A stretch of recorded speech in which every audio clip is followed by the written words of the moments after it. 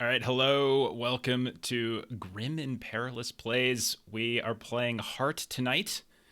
Despite my protests, I don't know. We're back here. I don't know why. If you saw our session 0, you probably also wonder why any person would sort of submit themselves to the torture that the next 2 hours are going to be. But hey, we're here, so I hope you like puns because there's just going to It's be not going so to stop. many, so many tonight. Not by me, because I don't do that. But yeah. But anyway, hey. So this is our first play session. Last session it was basically world building stuff. We've been using the Sanctum supplement as well to build our own landmark, our own haven, and tonight we're actually going to dig into it. We'll meet our characters here, and then we're just gonna get going because there's stuff to be had. Let's go in reverse order, and we're gonna start in the bottom right corner with the man, the myth, the legend. Jeremy, tell us about your character, please. I'm going to be playing Malik. I'm a penitent cleaver. He's a rather large and robust gnoll. His shoulders have started to stoop a bit. He wears his old evangelical suit, but it's a bit tattered and covered in blood. He'll be a guide of sorts. Okay, I like the voice. I don't know if I've heard you do that voice before. This is gonna be It's great. basically Silas plus me coughing nonstop for the past 3 days. Is that what it is? Okay. Yes. Right on, right on. Aaron, thank you for that sub, man. All right. Thank you. Let's keep going. And let's meet the friendliest character in person on the stream. Honestly, just a person I think all of us should try to be more like in life.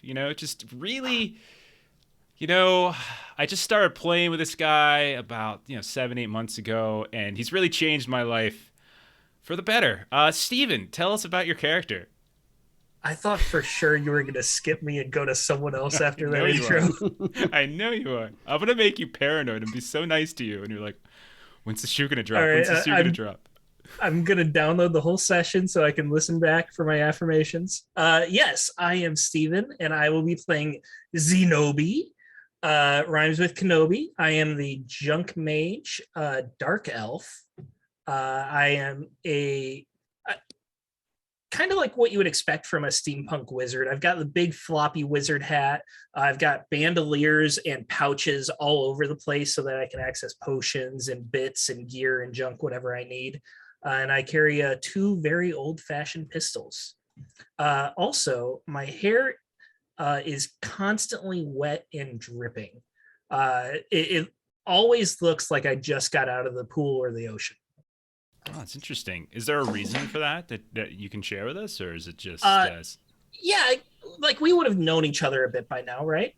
yeah, yeah, oh yeah? You have all been probably lingering around the Haven long enough together. Yeah, so I made a pact with the drowned queen, Oh who my. is one of the like elder beings in the heart, and she both killed me and saved my life. And because of that, I have a natural affinity for uh, not pure water, but like putrid water, like the water that no one else would ever drink. That's my Hmm. natural element. Man, that is really really creative and interesting. I can't wait to learn more about your character, Stephen. Really I great don't like job. this, Jeff.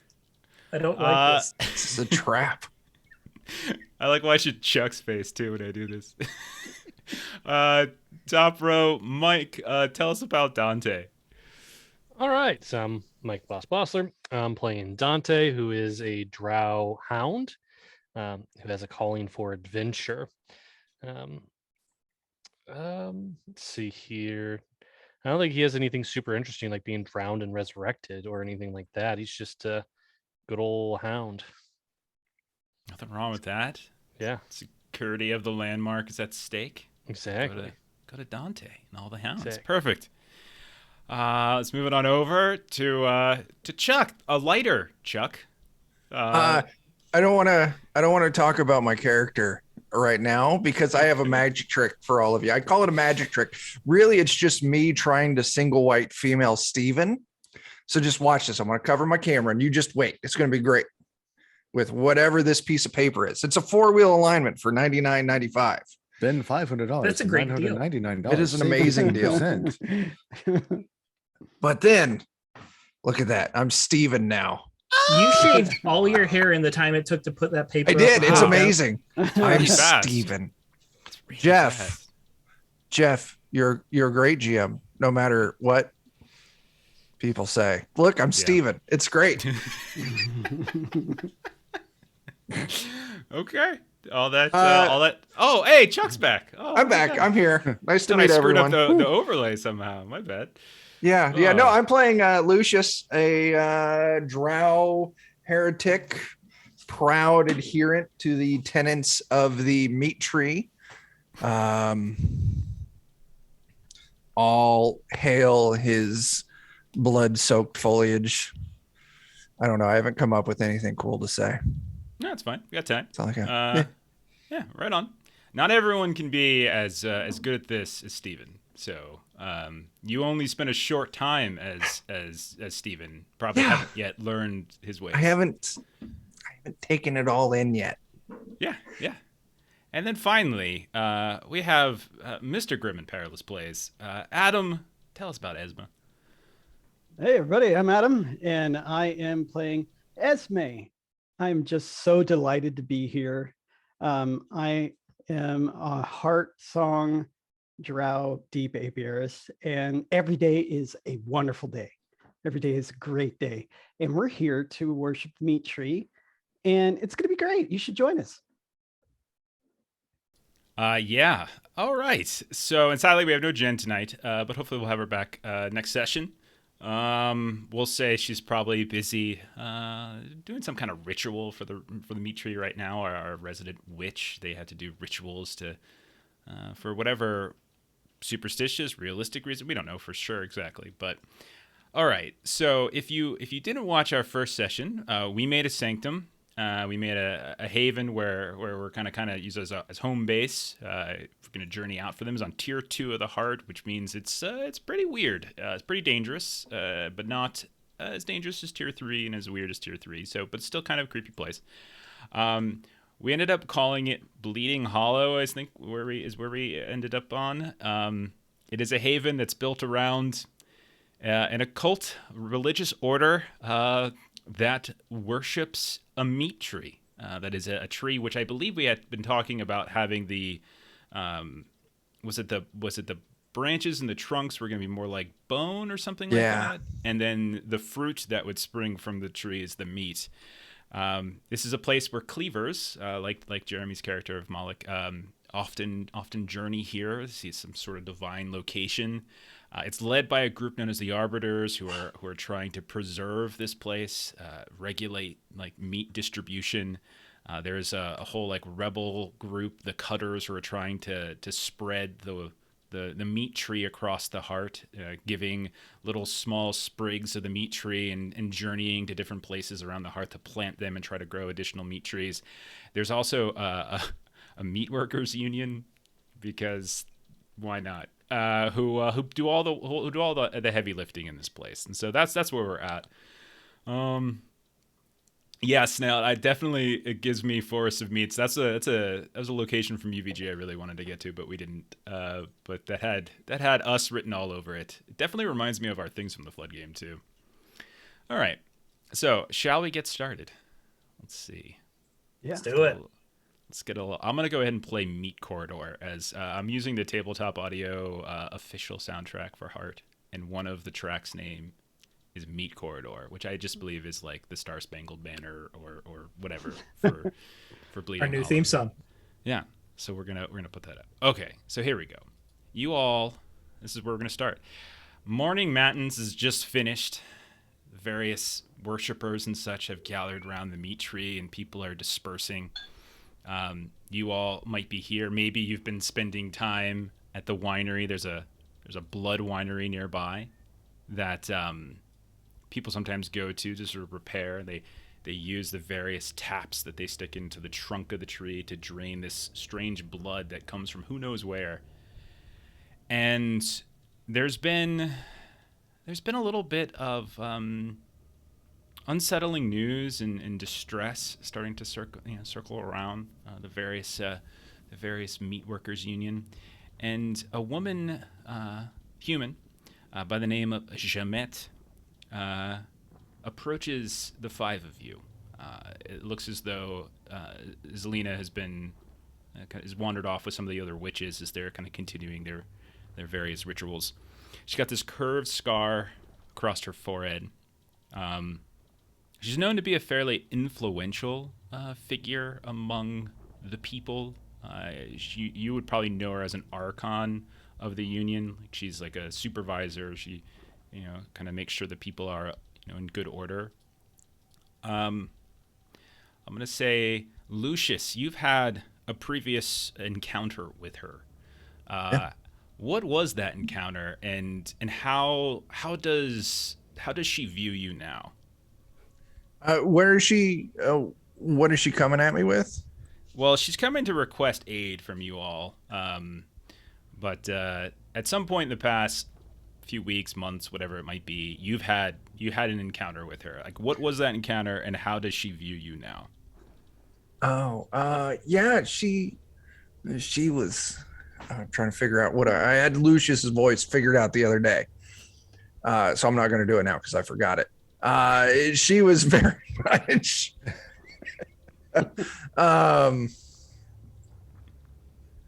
looking for assistance, but she was very she wanted like the quick and dirty, like she's like, hey, I need some blessings over the task I'm taking on. But I made her go through the tenets of the meats. Okay. Like, all hail the smoky tang goodness.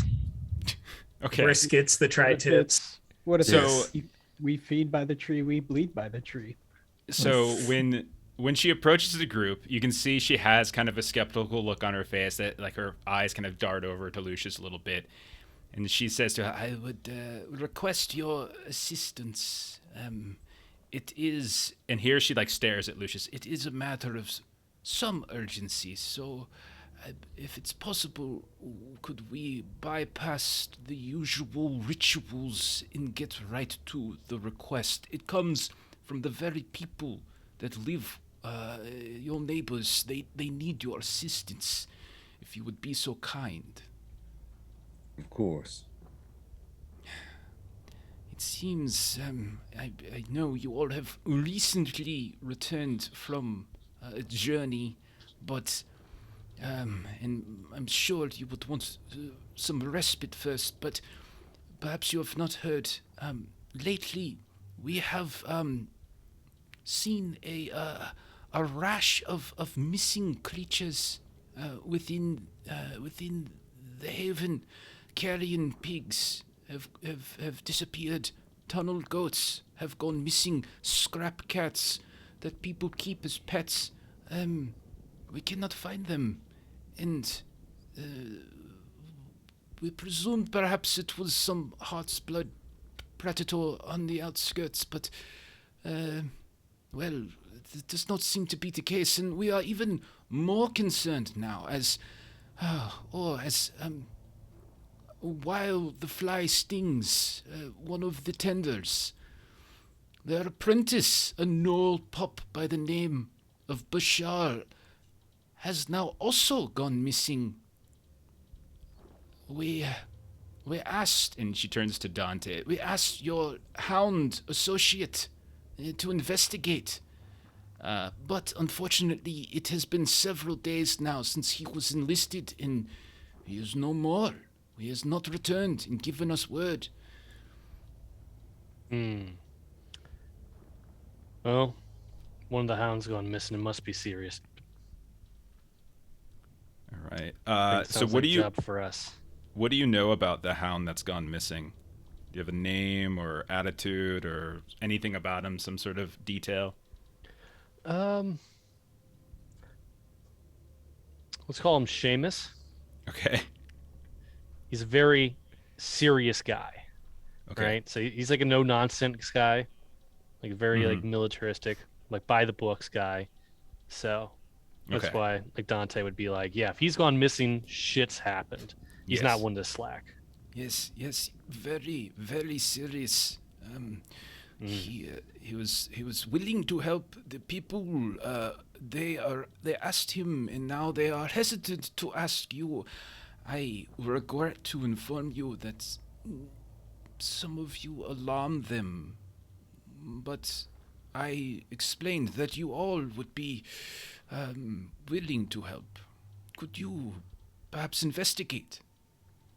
Of course. I'll see if I can hunt him down. Yes. Thank you.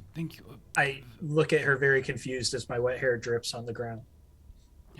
Do you want a towel, madam? Why do we alarm you? You do not alarm me. Some of the more recent devotees aren't familiar with what you all have done for the Haven. They have not found the right conversion yet.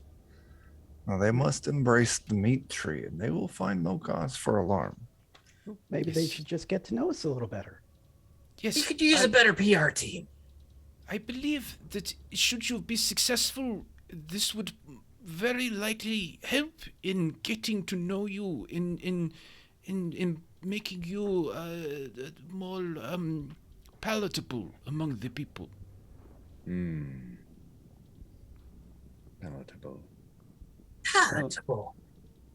Well, I think that it's going to go just splendidly. Yes. The unfortunately, Seamus did not offer an update, so I cannot provide any head start on his investigation to help you. But Was he close with anyone that we could talk to? other than Dante, I do not think so. Do you know who hired him, who spoke to him to send him out? I assume we can speak to them for the same information they shared with him. Yes. I do have that information. That they were hired by a woman by the name of Gladys. She works over by the pulverizing union. Is she tall? Has dark hair? Yes, that is the one. Oh yes, I've met her a few times before. She's really nice. She is very lovely. She very much enjoys pulverizing meat. Yeah, do it we is pretty all. fun, isn't it? It is a holy task. Whatever it takes for you to get this done, Lucius. Yes. Yeah. Esme will walk up to Lucius and like do a friendly like little touch on the arm and be like, well, are we going to go? Should we go? We should do that, right? If one of our flock is missing and misguided, especially one is in service as greatly as they are to the meat tree, then yes, we should. And on hearing that, Esme will turn and say, don't you worry, everything will be okay. Thank you. I appreciate this. You're welcome. So, what we're going to treat this as? We're going to treat this as an extended task, which is basically using the same rules as a delve. It's just you're doing it around the landmark. So, effectively, there's a resistance to this. There's no like you could potentially obviously you can potentially fail anything that has a resistance, but there's no like time limit or anything. But the longer it takes, obviously, certain things might get affected by that duration. So I know this is our first time doing it, but basically delve rules apply here. We're just not moving anywhere. So the point is that you tell me what you want to do. We move around the landmark. We do something. You try to do a skill check. If you pass, you inflict some resistance, some stress on the resistance level of this investigation, and you progress it. So like you get a piece of information and we progress forward. If you fail, no information, no progress, etc. There's no order to this. Just when someone has an idea, throw it out there. And you're welcome to look to your specific skills and sort of say, I want to use this skill or something like that. And, we can hash out how that might work. So. Yeah. I think Dante, what he would do, having worked with Seamus before, I think they would have some sort of like an office and see if he would go to the office to see if he can find any notes, any leads that, Seamus may have had. Okay. But that's what he's going to do. Okay. So yeah, you've already said it. There's definitely an office. It's probably near. Hang on, I have the name of this. I'm sure it's on sort of the western slope of one Meat Tree Hill, or whatever the hell you ended up calling it. One Meat Tree Hill. I love it. Yeah. Jen, that's a shout out to you. Esme would ask if she could go with you. Of course. Come Okay. along, Esme. I will attend as well. All right. Why not? Let's all go. Okay. Oh, everybody, is Malik going as well, or is he doing his own thing? I will join. Just build camaraderie. Okay. All right, Dante. So you head over to this office. We'll call it some kind of like sort of bizarre two-door, two-level Tudor type house. It's got, and it's sort of, you can definitely tell it's been repurposed. Probably it's been used for different things. But recently, at least for several months now, since you've been at the landmark, or at least since maybe some Hound predecessors who have since gone missing, you've called it either maybe home, maybe it's both you sleep here and work here, whatever it might be. What would you want to do? I mean, if you're looking for his clues, discern is probably the most likely skill. If that is, or were you thinking of something else? Yeah, I mean, discern would be good. Otherwise, yeah, I mean, hunt. I mean, where we wouldn't have delve. I don't think. Yeah, we could do discern. Okay. I would say discern haven would make sense. We're still in a haven. You're going through, basically an apartment and furniture, desks, and filing cabinet like things. So if you want to kind of go through looking for where he might have his notes. If anybody else has a rank in discern that wants to aid, okay. So if Esma helps in the search, that would give you an so you get. So we're just gonna do this like step by step at first, and then we'll go faster. But 1d10 in the pool base, and then Dante, do you have Haven domain? I don't. Well, no, I do have Haven. I don't have discern. Okay, so you get 1 point. You get another d10 in your pool from Haven, so you're up to 2. Esme has discern, so she's giving you a bonus die. So now you're up to 3d10 in your pool. Okay. Is anybody else have either discern or Haven to assist in this? I have discern. I can assist you in this. Okay, so that's fine. I also of the discerning nature. 1, 2, 3. So that's 2 more die from Lucius and from Zenobe. All right. We Thanks, got a Aaron. complication here Thank too. you. Mm-hmm. Okay. Okay. So how do I? Because I rolled 3, I guess, but I should do different. Okay. So I go to roll, right? Mm-hmm. Standard difficulty, discern, Haven. Mm-hmm. How do I choose multiple people? I think it's control click. So hold down control and then you can pick from the list. Okay, so Esme, and then who are the other 2? I'm sorry. Lucius and Zenobe. Wait, Ben Kenobi. Zenobe, like Kenobi. Sorry, I know I have to keep testing that. General Zenobe. All right. Is it not? Is it not rolling? Is it not displaying for other people? I don't I see get it. that I rolled. I don't get the results though. Yeah. Yeah, I'm Same. gonna do a quick I'm test. going to throw out a test roll to see if it's Same. everyone or just. Doing the same. Yeah. All right. So let's just do it the old-fashioned way and just use the dice tray to create the pool. So it should be 1, 2. It should be 5 total d10. So roll 5 d10. Oh wait, that was 1. Okay.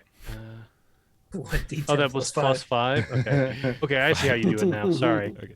Yeah, no worries. It's all fine. All right, and tell me, what was your highest number? 0. Your highest number was a 10. So yeah, that's Yep. a critical success. This is success with no stress, anything like that. All right, so you find as you're going through his things, you can see he's got in his room within this dormitory / office. He's got your usual accoutrements here and there. He's got some old like antique weaponry that he's collected. You're not sure exactly if it's the most if it's the most useful any longer, but stuff he's salvaged along the way.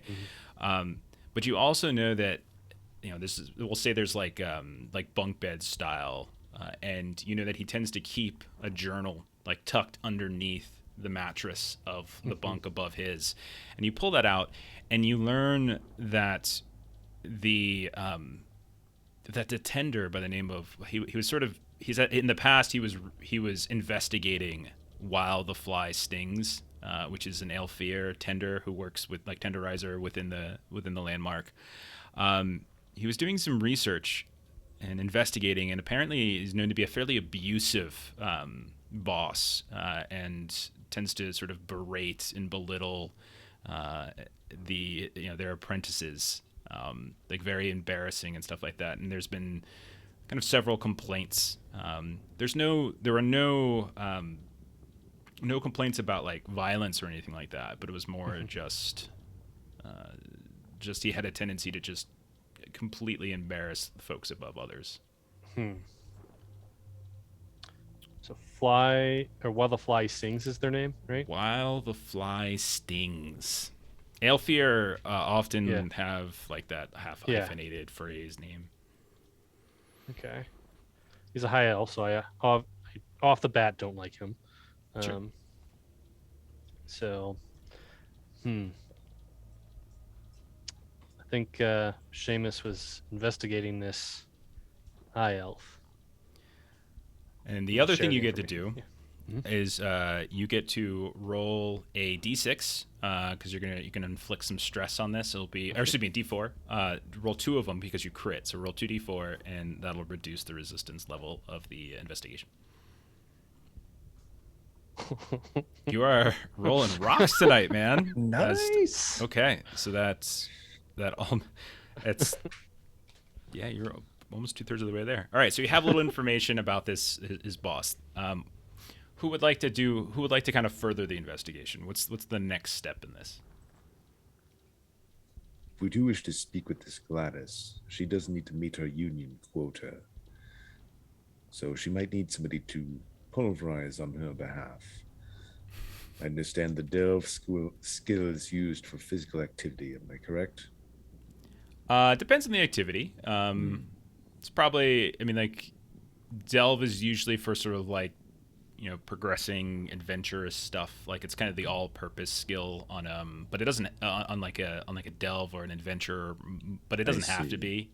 If I were to offer to beat the meat on her behalf, would that perhaps be delve or maybe even hunt or kill? Compel is probably the most likely in this case, as it's more of a direct social interaction with her. But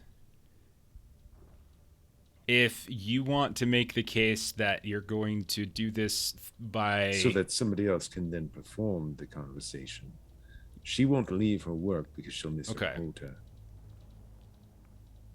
I'll tell you I just what. wanted an excuse to beat the meat. I'm looking at your skills. Why don't you? I'll say use kill as you're as you're beating this meat for her, helping her with the pulvers, and you're trying to help her meeting her quota. Okay, so you can use kill, and then Haven is still probably the most useful domain here. Okay, so Malik kind of goes off on his own while you all are searching through this hound offices. So Malik, it would be 1d10 for base, 1d10 for your kill skill. Okay. Could I help him with that? If you go along with him, sure. So we'll say Yeah, Zenobe. I don't have kill or Haven, but I do have discern, so I could tell him what he's doing wrong. It's the most Steven answer tonight. You know what, Steven? Even though that's not technically how I think it works, it's such a good idea that I'm gonna allow it. I'm gonna allow it. You know, I'm gonna allow it. I don't want to. You know, like I like it. It's creative. No, you gotta use more elbow range. You can't just. You're too stiff. Zenobe, I am very grateful for your participation, but I assure you, I have a lifetime of experience in beating this meat. Well, that really is great having that much experience, but if you've been doing it wrong for this many years, that kind of says something about you. Madam. That would explain why he's always complaining of palm rashes. Hey, as long as it gets the job done, everybody beats the meat their own way. You guys aren't there. Shush. I'm sorry. All right. How'd you do? Let's see. My best is, if I can get it to scroll down, a 6. All right. So Fine. I don't know how to beat the meat. No, a 6 tried to help works. you. A success is a success, but a success okay. at cost. So, so in this case, we're on tier 2. So roll a d6. Okay. Okay. And you're going to take this much stress. You're going to be successful at impressing her and helping her. You take 5 stress. All right. We're going to call it. We'll just call it blood stress. You take to beating the meat literally with your fists maybe, and so we'll just call it like bruised knuckles and scrapes and bruises, nothing too special. You're kind of bruised or battered.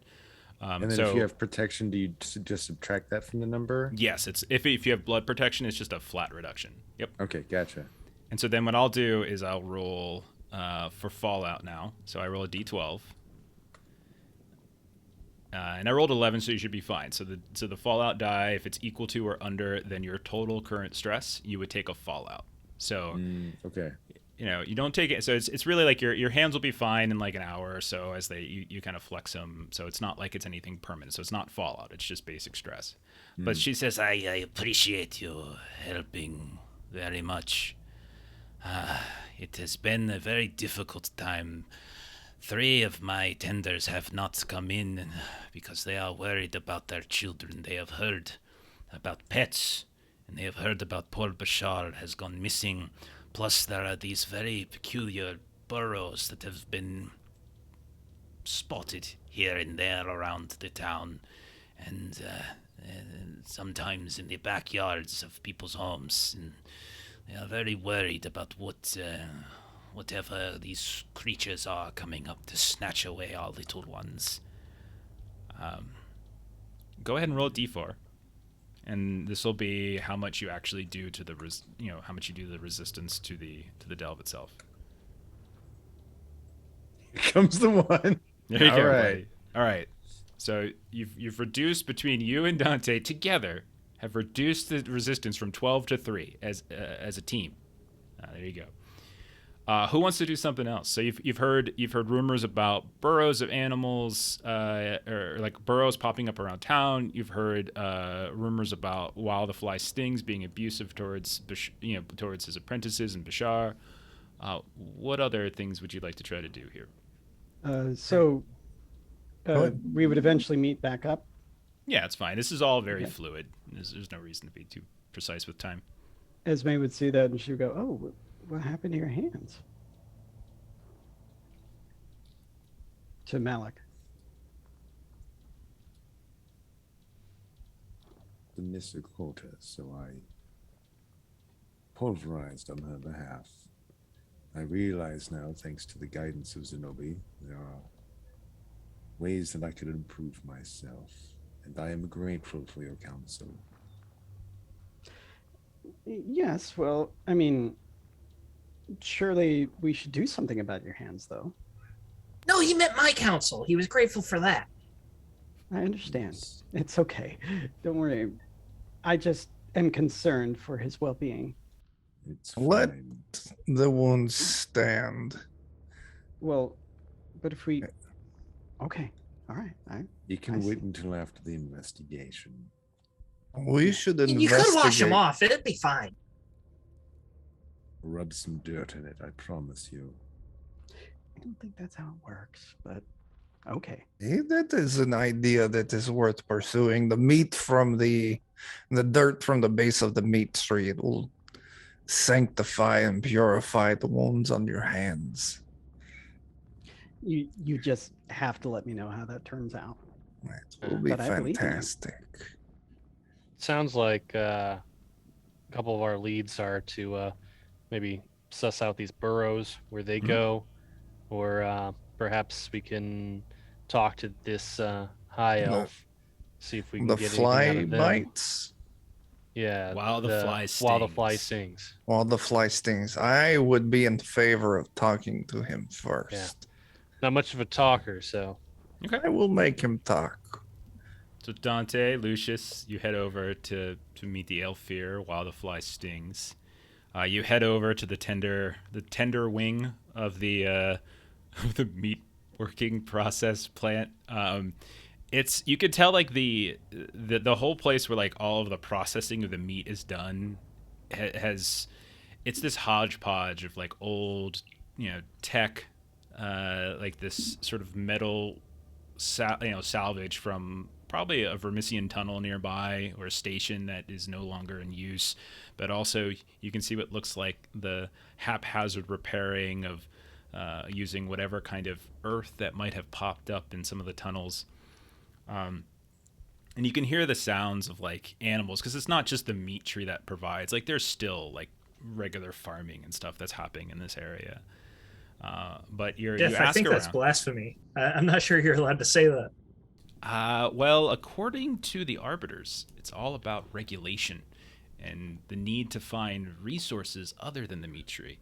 But that's a good point, Stephen. I'm going to write that down. I think that probably would be blasphemy for some people. So, Chuck, you better write that down too, so you remember. I actually get a clip of this. so you go and you get pointed to while the fly stings. I mean, they're very tall, slender. It's got this kind of a motionless mask with all these different like kind of red dots that are surrounding like one half of it, and you can see like across one of the eyes there's like a sliver of a moon in red. All of it looks to be like hand painted, while the other side has these very intricate carvings. And they look to you and like they just say, "What is it I can do for you? I have many tasks to complete today. The meat shall not tender itself, and my apprentice has not attended to his duties for several days. So if you could make your business quick, I would be most appreciative." Do you know who I am? High or low? Hi. I am sorry, but all of you delvers look the same to me. I am Lucius, servant of the meat tree. The task that I have before me is more precedent than whatever task you have, for I move on behalf of the tree itself. You will take time for me and my friend, and you will not hurry us in what we have to do. At the mention of like some kind of holy task given by the tree itself, there's like a stiffening to their their body language, as if they're a little concerned. "I beg your pardon, Lucius.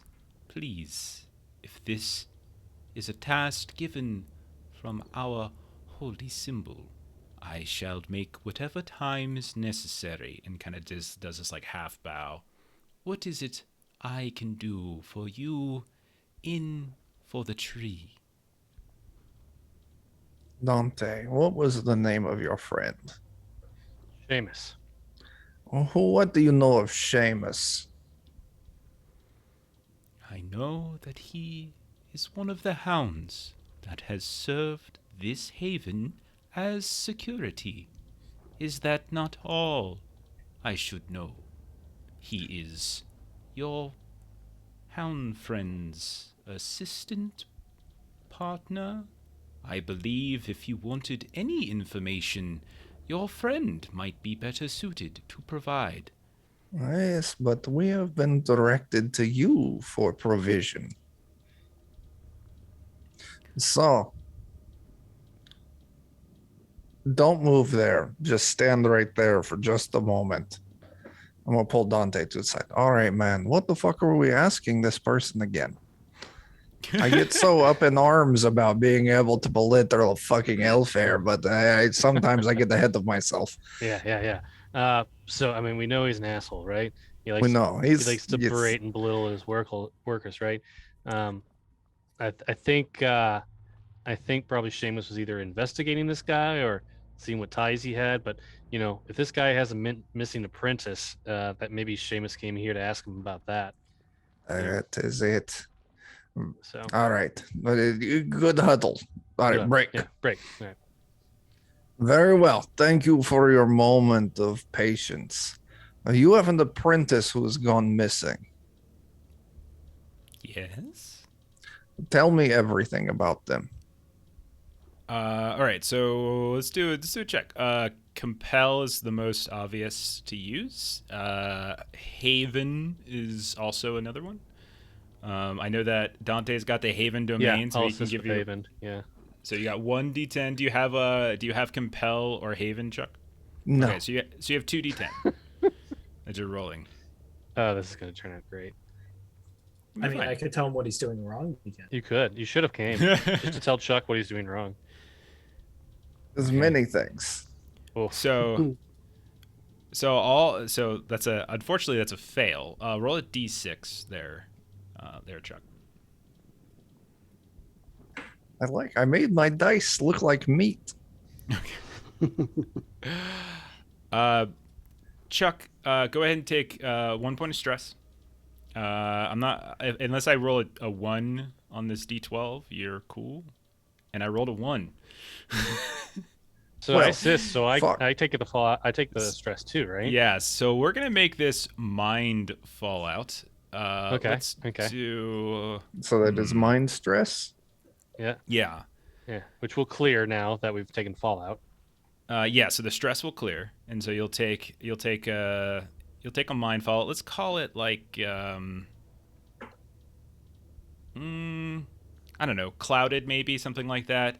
As when the fly stings goes on this sort of long description of all the duties that Bashar has supposed to perform.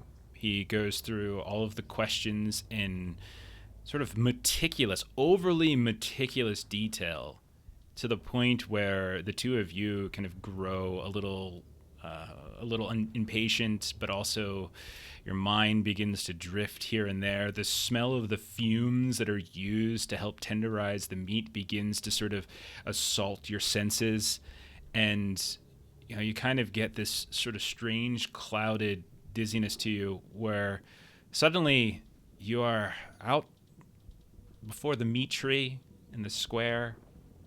Time has passed. You remember having the conversation with while the fly stings, but you don't recall when it ended. But you do recall not getting anything much of use. So unfortunately, the resistance has not progressed. But I think Chuck at least was supposed to take one of his beats was take minor mind fallout, and you've already completed one of your beats. I did it. Nice, buddy. Good Okay, job, me. Cats. Who would like to try to do something next? Well, we heard that he's missing, right? So Yes. there is this one place in this entire haven, and it's on the edge of the haven, where the meat doesn't spread, and there's these like little purple violets that sprout up in that area. And Esme likes to go and ponder that, and every now and then her bees will go and mess around with the flowers and stuff. So Esme thinks of that and goes, I wonder if he got caught up there. Like, maybe we should go look from there. You know, in the violet patch. Okay. She says that out loud while she's hanging around with Malik and Zenobe. Okay. I mean, I guess we could try it. If it's anything, I mean, we could go and look. Perhaps. So, oh, good. Yeah, we're gonna have so much fun. I don't really see why he would be there, but I'll go. Well, I know why something would be there. I don't get what you're trying to do. She wanders off towards that location. Give me a discern, and I'll take either occult or wild. Okay. Since it's this flowery patch, but it's also strangely growing. So either one of those will do. And if Zenobe or Malik has either I have both discern and occult, so I can Me help too. with either one. We're gonna have some fun working Yeah. together. You can only get one die from the player, but Oh well, yeah. I have neither. okay. Well, that's okay. I like your opinion too. It's valid. Just not as valid. How many total is that? I have one normal, and then 2 for the You have skill domain and and the domain. Just skill, one from me. and then So one you have from 4. you. So that You're rolling D4. 4d10. Okay. Oops, I accidentally hit the D6, so we'll make that a 10. And Okay. Roll 2d4 as you roll. Your high is a 10, so that's a crit success. So roll 2d4. Nice. You do double damage to the resistance level, which is exactly enough what you needed. Okay, Cool. so as the three of you are searching around this sort of fairly extensive patch of these strange but very beautiful violets, around which these heart's blood bees swarm, Esme, you probably have some kind of sort of innate ability to either not maybe talk to them, but communicate them, sense things from them, and they like most likely can sense that from you. This sort of primal animalistic kind of connection, and you get this sort of feeling from them of fear, of danger, of concern, and they lead you to this burrow in the middle of this patch, and you see that tossed like kind of around it. The burrow itself is probably the size of like a decently sized rabbit hole, but just sort of spread around it are all these mangy kind of yellowish feathers. That you have no birds that swarm around in the area, but yet nonetheless there is at least a dozen of these that are spread about. And then as you're there kind of exploring that, looking at that burrow, it only goes down so far. A small swarm of bees not attached to you, Esme, begins to kind of swirl around you and around Zenobe and Malik, and you can kind of get the sense that they're trying to pull you off in a different direction. Do you follow them? I would like to stand still and close my eyes for a moment as my swarm spreads out, and I'd like to see what they see. Maybe they follow along with the bees a little. I can't directly control them, but to see if I notice anything else before I follow them, because I can see through their eyes, but I can't make them go places. There's nothing additional that you would get here. Okay. But you do get the sense that they're trying to show you something somewhere else. Oh, it's a sign. We should go. I see. Before we do, I'm going to gather some of these feathers and trappings. Go ahead and give yourself a D6 wild resource and just call it feathers. It's fine. Okay. And if anybody wanted it, so Zenobe, if you wanted, you could have, while this was happening, you could also pluck some violets or something like that, which, if you wanted to get a resource yourself, I think it's reasonable to say that these. I'm not really one for flowers. I'll pass. Okay. All right, fair enough. Esme definitely will. Okay, so you can go ahead and give yourself a D6 occult resource as you have these violets. Just put violets down. Are these Okay. violets rare? Would it interrupt too much for more of them to be plucked? I would say if too many, I would say Esme would probably know if too many are plucked, it would probably disrupt the behavior of the bees, and so there's Yeah, she's only going to regulation take is likely a needed. few. Yeah. Yeah. I'm going Okay, to eat like 6. one. And you can always trade resources and stuff too. Oh, you want to get the occult. So so you start eating and you can feel the flavor is bitter, but it as you swallow it, like a sort of a late sweetness kind of starts to drift down your throat a bit, and you feel a buzzing in your ears momentarily, in your eyes, like if anyone's looking at him. Malik's eyes just kind of crystallize a little bit. They kind of turn into this sort of like honeycomb yellow and then fade back to his normal color. And Malik, I think you have the occult domain now for probably the rest of the session. Is that what you're doing? You're consuming for the occult? For this scenario. So you This was follow a good the... idea. isn't it? Malik, you got something in your eye there. That doesn't look right. No. There's a great deal not right with me, but fortunately the heart provides what we need. Thank you, dear Petal, for your sacrifice. It will not be wasted. We will remember you. Okay, I get you're talking to the flowers, but do you need me to wash that out of your eye? Like, you should flush that out. No. And actually, Malik's eyes are always weird. You can actually see claw marks on his face that match his hands. And his eyes normally already like this mercurial shifting color, that instead of having a central dilating pupil, he has a ring of pupils that all dilate independently. But the hexagon is still a little weird. Yeah. Okay, so you got something going on there. Right? If you don't want me to wash it out, that's fine. Let's keep going. No, it's fine. But thank you so much for your attendance.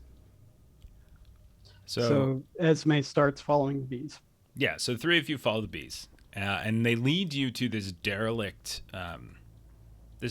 structure, even further than this patch of violets, kind of built into the side of like a wall of part like tiny bits of rock, but also sipping through that you can see there's almost refined stone somewhere, but it looks to be like an old home. And as you're looking around, you definitely get the sense that someone's squatted here. You can see that there's like a little mattress. There's what looks like a handful of trinkets and toys and things like that. Gives you the sense that maybe not only did somebody squat here, but someone young. You see more of those feathers as well. And you see a very, very, very large hole in the ground. It's not like one of those burrows, but you do see like there's been a recent cave in, and so there's dirt. But as you look at that dirt and where the hole goes down, there is this old sort of ancient set of stairs that's covered now with the cave in from the dirt and the debris from like the bottom floor, and it seems to be leading down and deep and below the haven. This looks like it used to be a sinkhole. I know there are stairs here, but the Drowned Queen definitely wanted us to find this. I would agree it was meant to be. Then we should go. Indeed. I'll jump on down. Do you try to grab Lucius and Dante in this before you're going down? Oh, I mean, I didn't think about that, so probably not. That's okay. You have a lot on your plate, Steven. I You're really playing do. really well. I don't like this. It's going to be fine. What's the worst that could happen? Okay. Yeah, I mean, would the thought cross our minds? Because like you said that, and me going, oh yeah, she would do that. Like I just don't want to be like all metagamey stuff. It's a very large and sort of you can tell it's old, it's decrepit, but it seems to dig down beneath the landmark and we'll say even if you start descending in a while, you realize that it kind of continues to delve deep and darker, and you realize there's this long kind of labyrinthine stairwell, like these collapsed tunnels here and there. Okay. Where this potentially leads is unsure. You're unsure. Okay. So Yeah, then maybe we should get everybody, and then we can have an adventure. Yeah, like your bees, they don't really do much down here, so maybe you should go, and then Malik and I'll go down. Oh, don't be ridiculous. You know they do better. They do I mean- a lot more than you can. Oh, you take that back. Oh, Now, sorry. now, you're both very productive. I'm the failure here. I'm not gonna argue, but like maybe one of us should go back, and then the other two keep going. And Esme, like you're fine and everything, but like Malik's kind of big, I have to say, I'm sorry. I that shouldn't have gotten to me. But I'll go get them. Yeah. Yeah, it really shouldn't have gotten to you. I don't know why it did, but I was just being logical. Of course, as always. And she skips away to go head off to the meat tree. you're able to find them, and Just staring off into the distance. they look like they're really, really stoned. And Like really I stoned. she kind of just skips up towards them and then looks up and she's like, "Hey, what you doing?" They're gonna be like, "Hey, listen." No. She goes, "Hi." Oh, Hello. Welcome to the meat tree. Yes, I love this place. It's one of my favorite places to be. oh. Speaking about favorite places, another one of my favorite places to be, we found something. We think you should come Ooh. with us. Okay, we hit a dead end. We did. We were talking to one of the things, and they just droned on, and I kind of yeah. fell asleep and walked Yeah. here. I pretty much we sleep well here. Yeah, Are you- we screwed up. Are you pranking me? You sound a little funny. No. Are you okay? She like starts looking in your eyes. Eh. Like she is definitely a caretaker and like always wants to fix everything. Like you all know that from her previously. Can I have some of your bees? Oh, I know you want to cook them, but Listen, they have wings. They don't need their legs. is there Ugh. something that's troubling you? No, you said you had something for us to do. Yes. So can you look at another character and tell they're going through Fallout? It depends on the fallout. You can certainly tell that they look they look disoriented for sure. So I got the stress. Did I also get the fallout? I think so. I forgot to look that Okay. up. But I think you suffer the same consequences that they. Okay, I didn't know if you they would would roll suffer. from my fallout or it's just the same roll. That's It okay. makes sense to Well, me just do one. That's a roll. good question. We'll just call it one for now, and Yeah, I'll I think one makes we'll sense. fix it later. Yeah.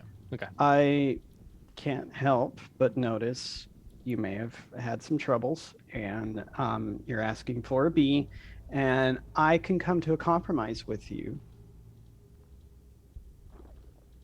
as long as I get to call you a nickname. What is this nickname? Well, I know you're Lucius, but I'd like to call you Luscious. This is acceptable.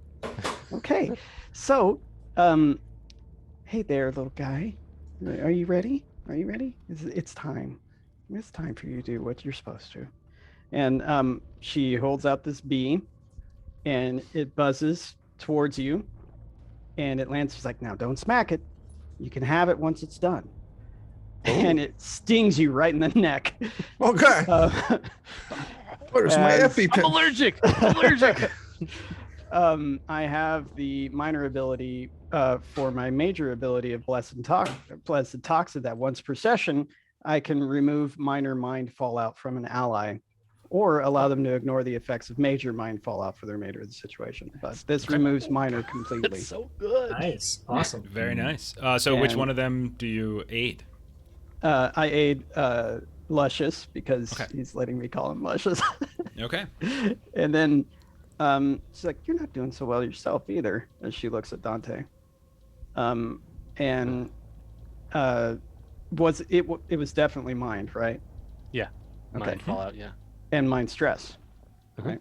But the Okay. stress Stress goes wouldn't be away. it. when Okay, you it get the goes away. fallout. Okay, all right. Then yeah, sorry, we're done. Okay.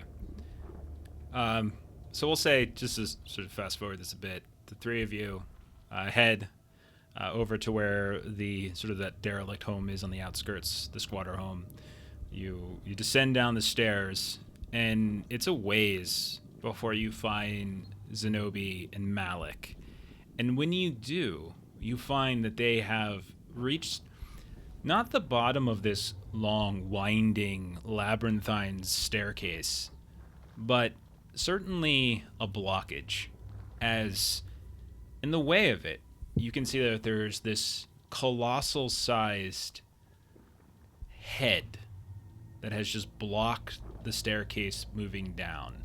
It's made of some kind of stone. You can see that there's kind of cracks here and there in the sort of the alabaster, and there's these little flecks of some kind of vegetation spooking out from it, and what looks like beetles that are occasionally cascading around.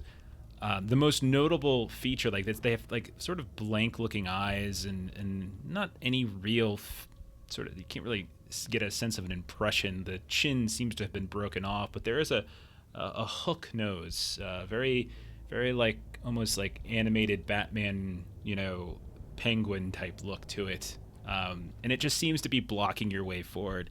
And we have begun a delve as you're trying to descend deep down through this cavern here. So how would you all like to proceed? So Zenobe has definitely been trying to get Malik to like shove the head out of the way, and like is constantly critiquing whatever form that he tries to do or wherever he puts a grip. Just constantly doing it wrong. Sorry, buddy. I see. Would we be considered deep enough to be out of the haven at this point? Yes, you would. Before we begin, as much as I appreciate your critique, again, I'm so glad you're here, Zenobe. I think it's important that we take a moment to prepare ourselves for what is likely going to be a delve deeper into the heart. Would you all be willing to join me for communion? Oh, yay! Yes. What is it? And he'll go over, and his hands have no fur on them. They look like they were burned horribly at some point. And you can see from the pores, there kind of comes oozing this substance that sort of matches the weird color of his eyes.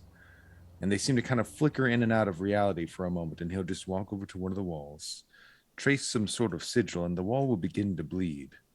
And he'll gather that blood into the cup. Now let's all gather around. We're going to ask the heart to show us the way, but we must give a bit of ourselves. We'll pass the cup around, and each of you will speak your own private truth into it, something only you know, that you'll give to the heart, so that she may show you her truth as well. And he'll just pass it around. Yeah. I will gladly take Gladly. this. I hold it. I once ate tofu and it was very good. And then I'll pass it along. I like tofu. Tofu's awesome. Yeah. Oh. If only I had known we were coming down here. I could have been forewarned and forearmed, but it's all right. So I'll participate as well. yeah. Okay. Esme will approach it, and she says very softly into it, "The violets is where I get the best sleep." And she says, "And I dream of you." And she passes it on after she takes a drink. I'll take it. And Zenobe grabs it and whispers into it, "I am the heart." And I take I really like go all the way with the big swig of this. And instead of drinking it, I just try to inhale it, just trying to breathe this blood. And it doesn't actually cause me to cough or hack or I don't really have much of a reaction to it, but you can definitely hear the and then like the liquid being sucked in. Well done, Zenobe. Well done. And Go ahead. No, sorry. No, go ahead. No, continue. And I have led falsely before, but no more. Thank you, Heart, that you will nourish us with the blessings of your bounty, and may you forge us in the cruelty of your crucible. We will take peace in knowing that none of us shall return the same. And then I roll endure plus curse is what I've got to roll. Okay. I don't know if anybody has anything that can assist with that. Okay. Do you have, and you have endure, I know that. Do you have curse? I have endure and curse. Okay, so cool. It's 3d10 for you. If you need assistance, I have cursed as well, and I would be willing and able to take part in this ritual with you. Okay, that's 4. That's 40 10, excellent. Jeremy. Okay. And And 9. okay, 9 is success, no stress. Okay. Yeah. And so the effects of this will be that everybody gets the hunt skill for the entire delve. Beautiful. If you already have the hunt skill, you can take an expertise. I myself will take the expertise of excision. Malik knows how to get the choicest bits of meat from it. Is there a difference between expertise and mastery? So it's basically knack and mastery. So knack is like a specific application of, that you can, like Jeremy just said, like excision, mastery is just the idea that you roll with mastery, meaning you get an extra d10. Okay.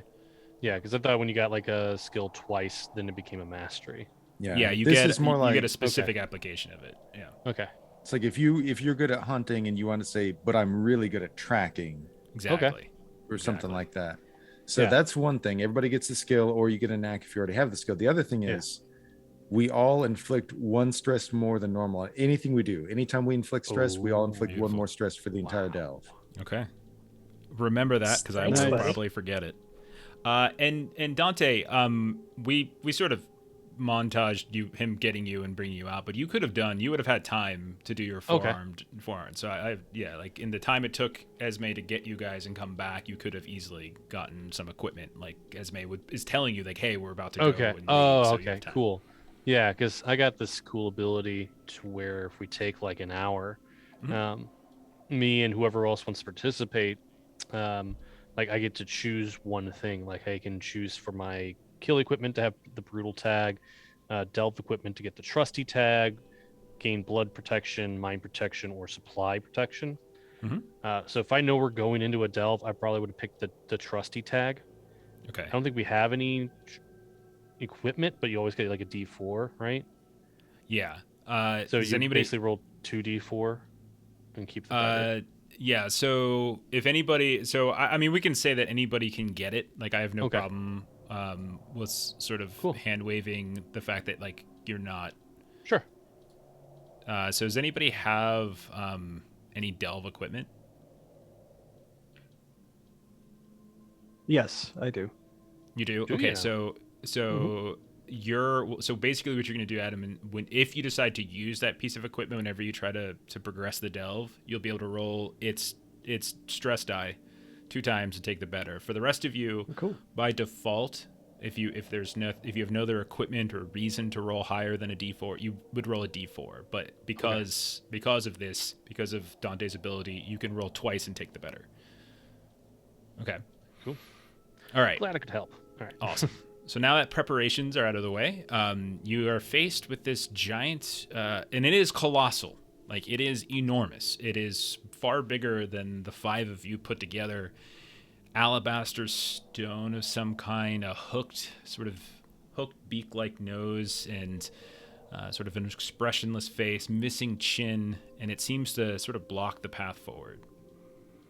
Oh no, you have to keep your back straight and lift with your legs. Of course. Yeah, I mean Dante's definitely going to try to look around to see I guess if there's any other way around, or if there's Okay. any sort of like seam or crack or any way to get past this giant alabaster head. Okay. I think discern or delve would probably Yeah. work to find an alternative route. In terms of domains, I would take cursed or religion, Okay. So I or got. even Warren, to be honest, because this is sort of a tunnel at this point. I don't have Warren. All I got is for domains is Haven. So, but I am a master in delving. So. I'll be happy to assist you with Cursed if you like. All right. So my normal 1, my 2 for delve and master, 1 for Malik. All right. All right, go for it, man. Did it do it? It does not seem to have gone. There it goes. Oh, there we go. There we go. All right. All right. Nice. This is standard difficulty. Unless I tell you otherwise, it's going to be standard. Okay. 9 is, again, success, no stress. As you're looking around, you do notice that where the chin has crumbled off, there is, like, the staircase has been sort of narrowing as it's coming down, but there's been walls and, you know, these old walls, part rock, part, you know, finished stone. But where the chin has crumbled, it seems to have actually taken the bottom part of the wall down, and you could likely crawl down through this very tight tunnel, but one that, as you look down there, maybe one of you has a lantern or a torch up, and you look around. While tight, you very easily could kind of scrape by. You're not sure if it's going to lead exactly to the other side of the staircase, but it certainly bypasses this large space. Wait, before you go down, Uh-huh. We should check it. Sure. We should always be prepared. So she starts digging through her pouch that she's got, and she pulls out this weird gizmo that like is moving like all these parts and stuff, and she's like, "See this here?" And she puts her arm down through the hole that's down there. And she's like, you can just barely make it out, but she's going to use her dimensional barometer to read the area that her arm is in. Okay. So what kind of, is there any specific information you get from the ability, or is it just? No, it's just equipment. So dimensional barometer, delve, D6. Okay. You yeah. So I don't know how so that's used. So. yeah, like basically that So what would that you means use that is when that you make a delve test? you would be using that when you Okay. make a test. Okay. So now I yeah. need to actually like find. Okay. So Yeah, but if since I'm- Dante has already progressed this part of it, it's Right. Yeah, it's Okay. something that probably wouldn't apply here. Like, but you can use that. Yeah. So just like the next time, when hold it's on. your Okay. I Yeah, can so- squeeze through. No, Yeah. she just pulls that back out, and she's like, nothing yet. So Dante, roll 2d4 and take the better and tell me what you do. Unless you have a delve equipment that I don't know about. I don't have any delve equipment yet, unless you give me better. And Oh, boy. that's a 1 or a 1, so I guess I'll take the 1. I think we'll go with the 1. Okay. Yeah, maybe the 1. Yeah. It's a very short tunnel, and it does sort of wrap around to the other side of this stair. And as you all, one by one get through, you circumvent it. It's like a crawl of maybe about 40 feet or so, and you maybe scrape arms, but nothing too serious. But eventually you get out to the other side. As you continue to descend these stairs, eventually the stairs just crumble into nothingness, and you see the ground sort of shift from that sort of pale stone steps to what looks more like rough rock and earth. And you see, like, as you're beginning to wind through this, like, this sort of circumventing, partially going down, partially going sidewise, this network of tunnels that periodically you see like reinforcement beams. Like at some point someone used these for something, but a lot of these beams have broken, and you're not exactly sure what. But eventually you come to what looks like this sort of large expanse, this sort of wide, almost like hexagonal intersection of numerous tunnels. And you see that there's this fairly large bonfire that's burning in the center of it. And you see there's a handful of these strange figures, humanoidish, as they're kind of moving about, and this slow procession, this slow circle. Malik, you recognize one of them as a cleaver who used to come by the landmark, but hasn't come by recently. Like, hasn't been here in quite some time, weeks at least, if not longer. And cleavers often come by and pay homage to the tree. And you look at them now, and they seem pale. They seem like their equipment, their clothing has been stripped down to almost the barest essentials. You can see these sort of strange. You're not sure if they're what kind of wounds they are. There could be cuts, bites, something, and they're just moving around in sort of zombie-like fashion around this bonfire.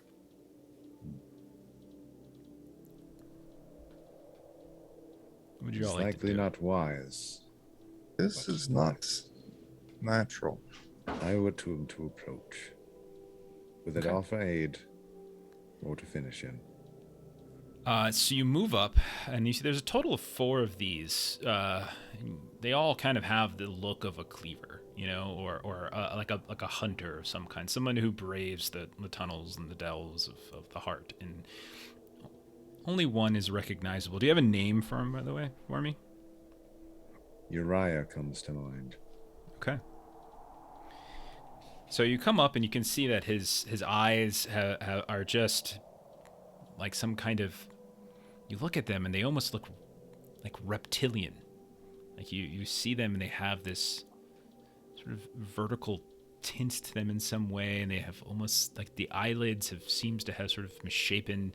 You can see that on all of them as they rotate around, like the very shape of the brow, that forehead underneath, like right above where an eyebrow would be, the fur, like the hair itself is gone, and like there's some sort of strange patterning that's beginning to form along the face. And yeah, they're kind of covered in these wounds. They don't look recent. You can see the splattering of dried blood. They haven't cleansed or bathed themselves in any fashion. But if you call out, his name, or you say something to him, there's no response. They just continue to circle around.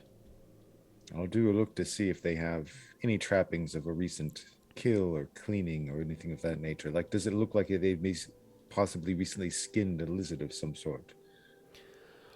You look around on the ground. There are what looks like old equipment. None of it looks to have been maintained well, and you know that a cleaver is nothing if not studious with the upkeep of his instruments of the hunt. And it doesn't look like there's any skins or anything like that around. There's like old rusted lanterns and or a rusted blade here or there. Some of which have that same kind of blood staining as you see on their bodies, but nothing to suggest a recent kill. And as you're looking around, you notice that there's almost this rivet kind of around the bonfire where they've been sort of stepping here and there, as if they've been doing this a significant period of time. I'll step back and share this. I will take a big whiff of the air. I can smell different types of magic. Would I be able to smell necromancy or anything like that? I would say there is definitely a strong sense of magic deriving from them. The echo is strong in them, as if whatever spell or curse that has befallen them is powered probably by the energies themselves of the heart, but not so much necromancy. More maybe more naturalistic, wild even. Like the three examples it gives are like relics of the moon beneath, necromancy, and occult technology. Would it fall into any of those, or just like some sort of primeval magic? I would say, I mean, those it wouldn't fall into any one of those three examples specifically. Probably more primeval, naturalistic, sort of shamanistic magic. I'll take the big whiff. Oh, that's raw power.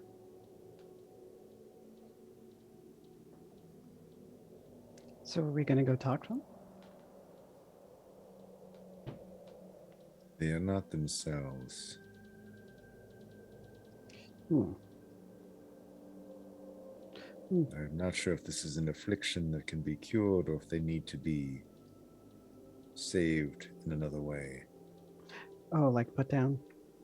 Yes. Oh. Put down, cured. There's nothing wrong with them. They have the blessing of the heart.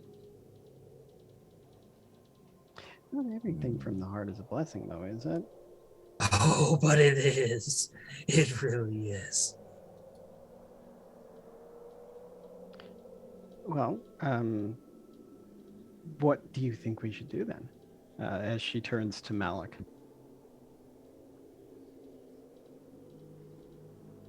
I don't know.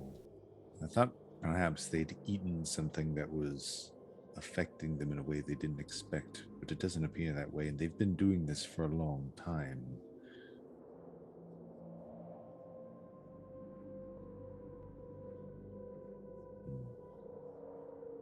So you think possibly a curse of some sort?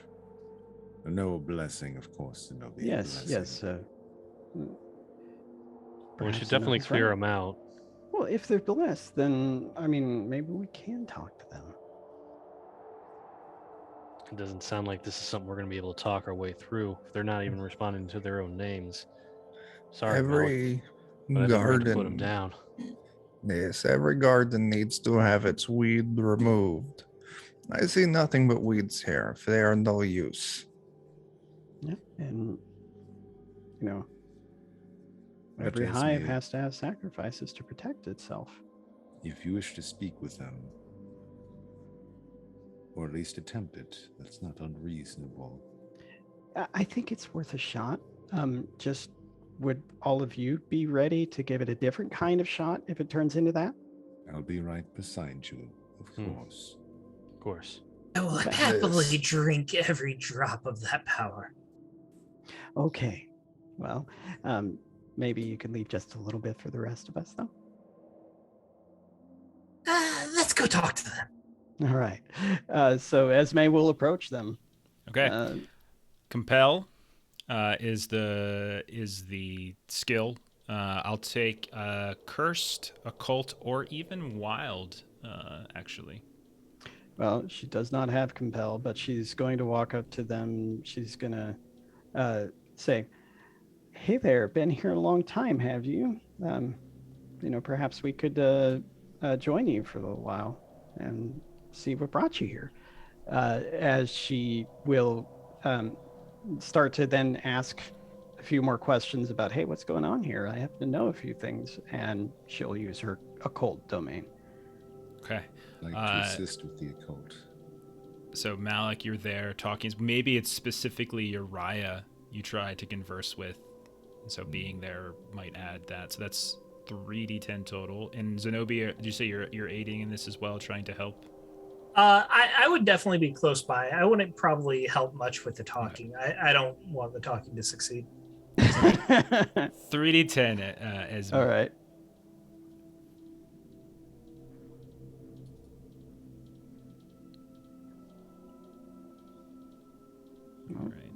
So I adjusted the resistance loss to 2 since you rolled a 1 and you get a +1 from Malik's thing. Did I understand that correctly, Jeremy? Just when you inflict stress. Yeah, so he inflicted one stress. Yeah. And then +1 for you get an automatic +1 to that. So basically you Okay. did two. So it wasn't a die up. I for some reason wrote that down Yeah. wrong. All right. 'Cause I was like, damn, that's real strong. All right.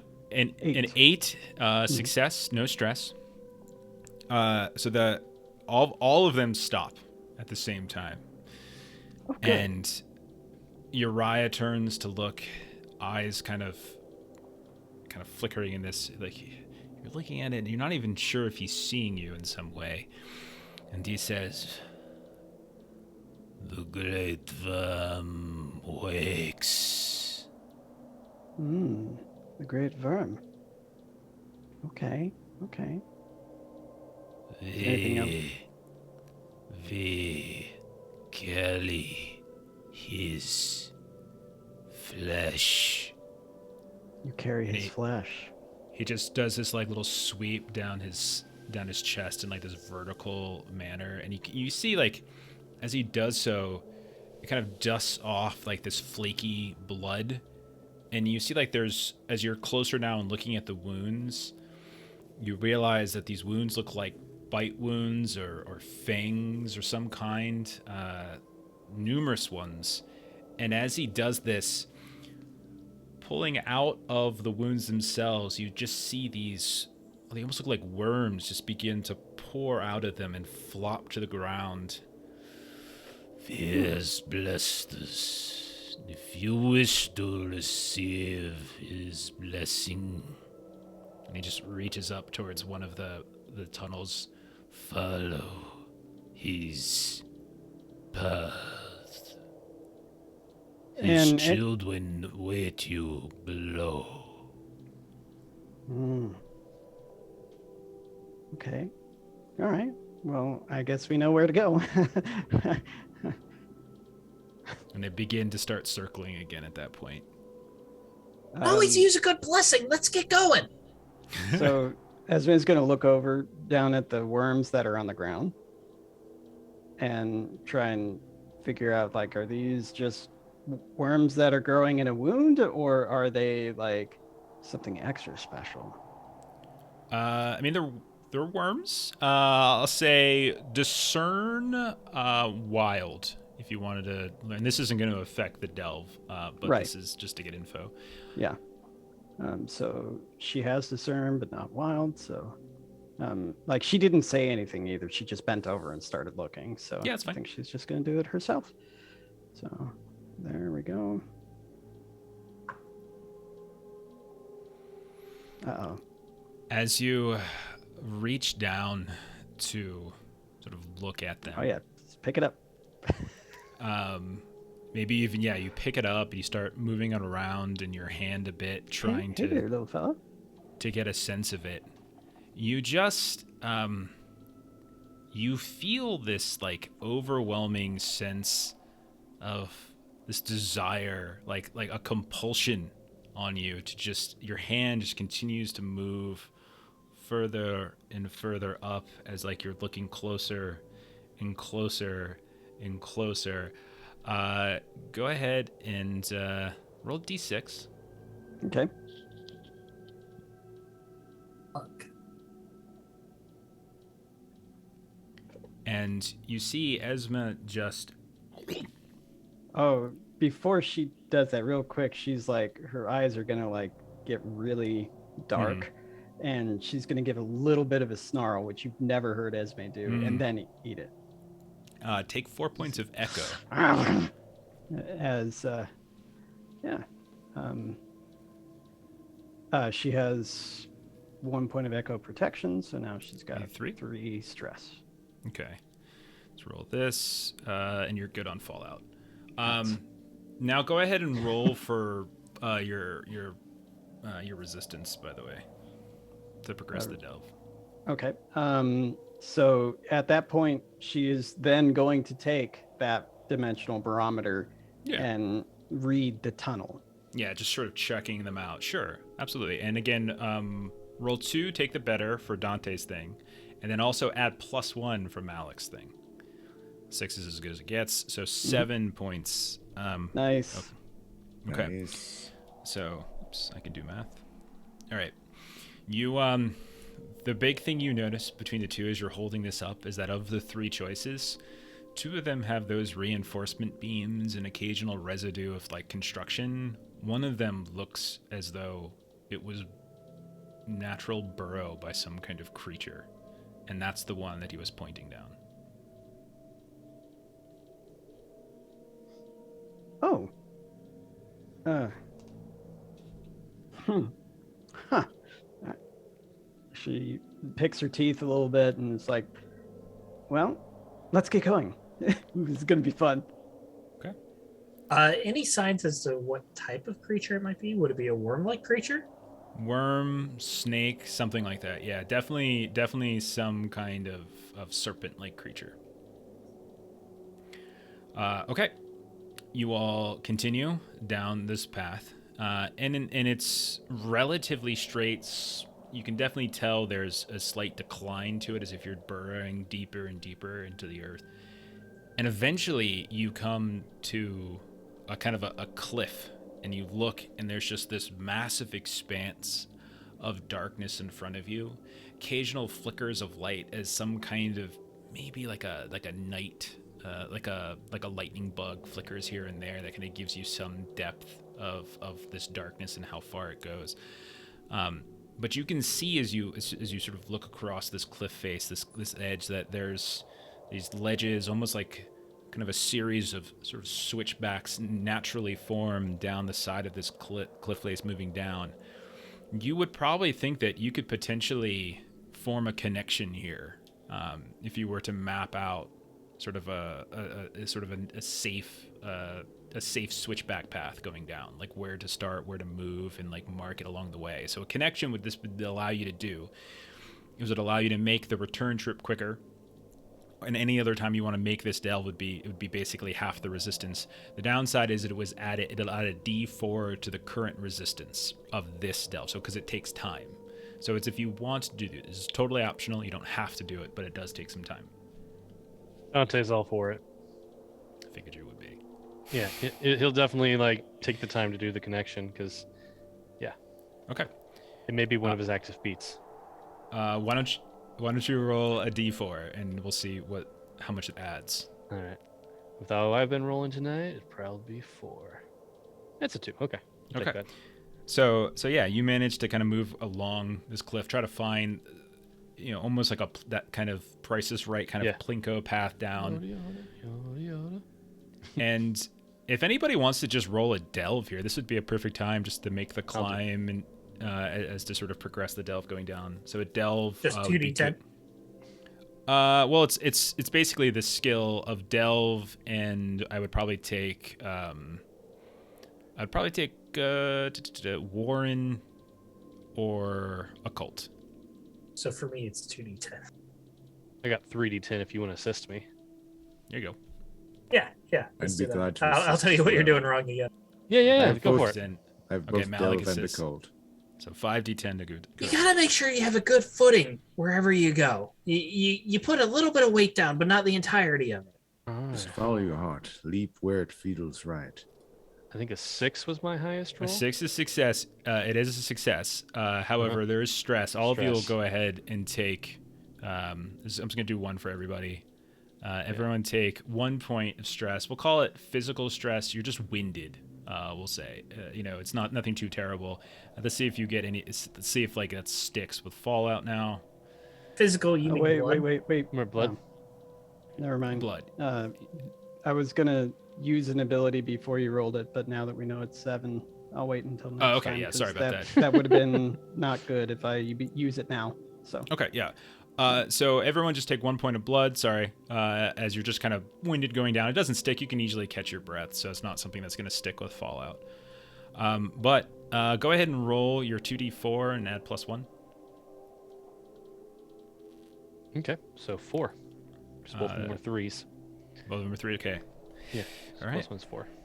So you guys complete the delve. As you get sort of 3/4 of the way down this very lengthy cliff, you look out and you can see that there's more light here. And as you see like there's like reflections of light coming up off the ground. It almost, at first, it sort of looks like a lake.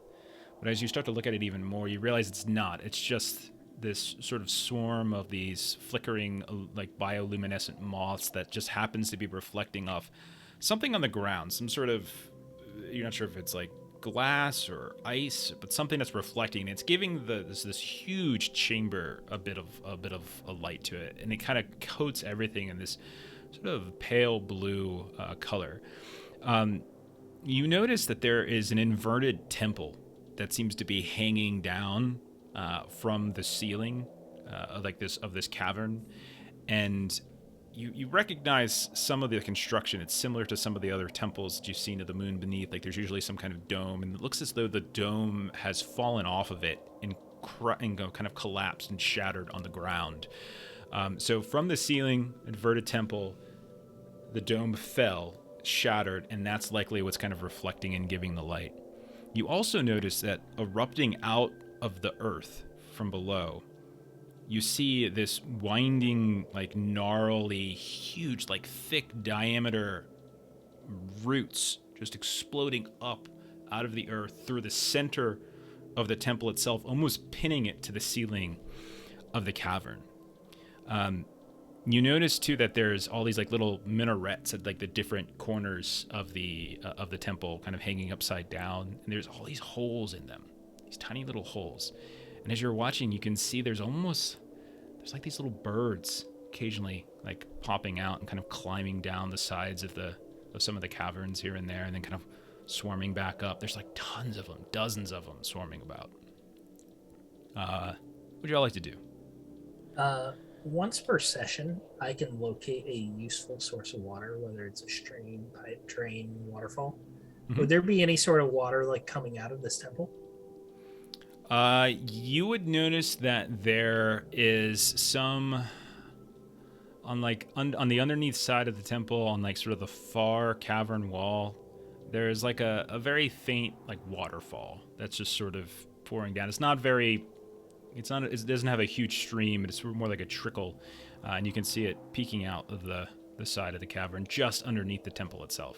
And there you can see on some of the perches along the rocks, you can see these little groupings of these small birds that are like kind of pecking at it here and there, collecting water. And then they climb back up the sides of the cavern and eventually hop back over onto the minarets with all those holes. You can tell that none of them are flying. They all just seem to be climbing and moving. This is a sign from the drowned queen. You see that waterfall way in the distance there? She wishes us to reclaim this temple in her name.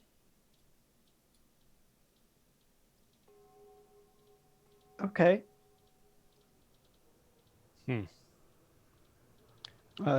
Esme's gonna go up to one of the roots, because I'm assuming these roots are all over, right?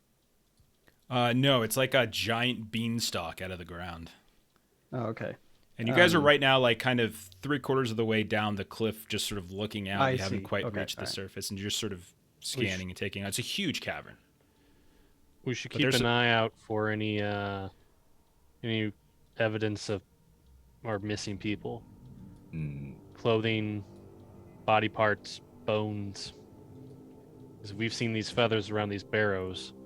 Those creatures might have been the reason why. Very well could be. Can we get any kind of idea on how large these birds are? I know it's big, so they're probably our scale is viewed just because of the distance. I mean, it's at the distance you're at and how hard it is to see them. They look pretty small, but Okay. a lot of them.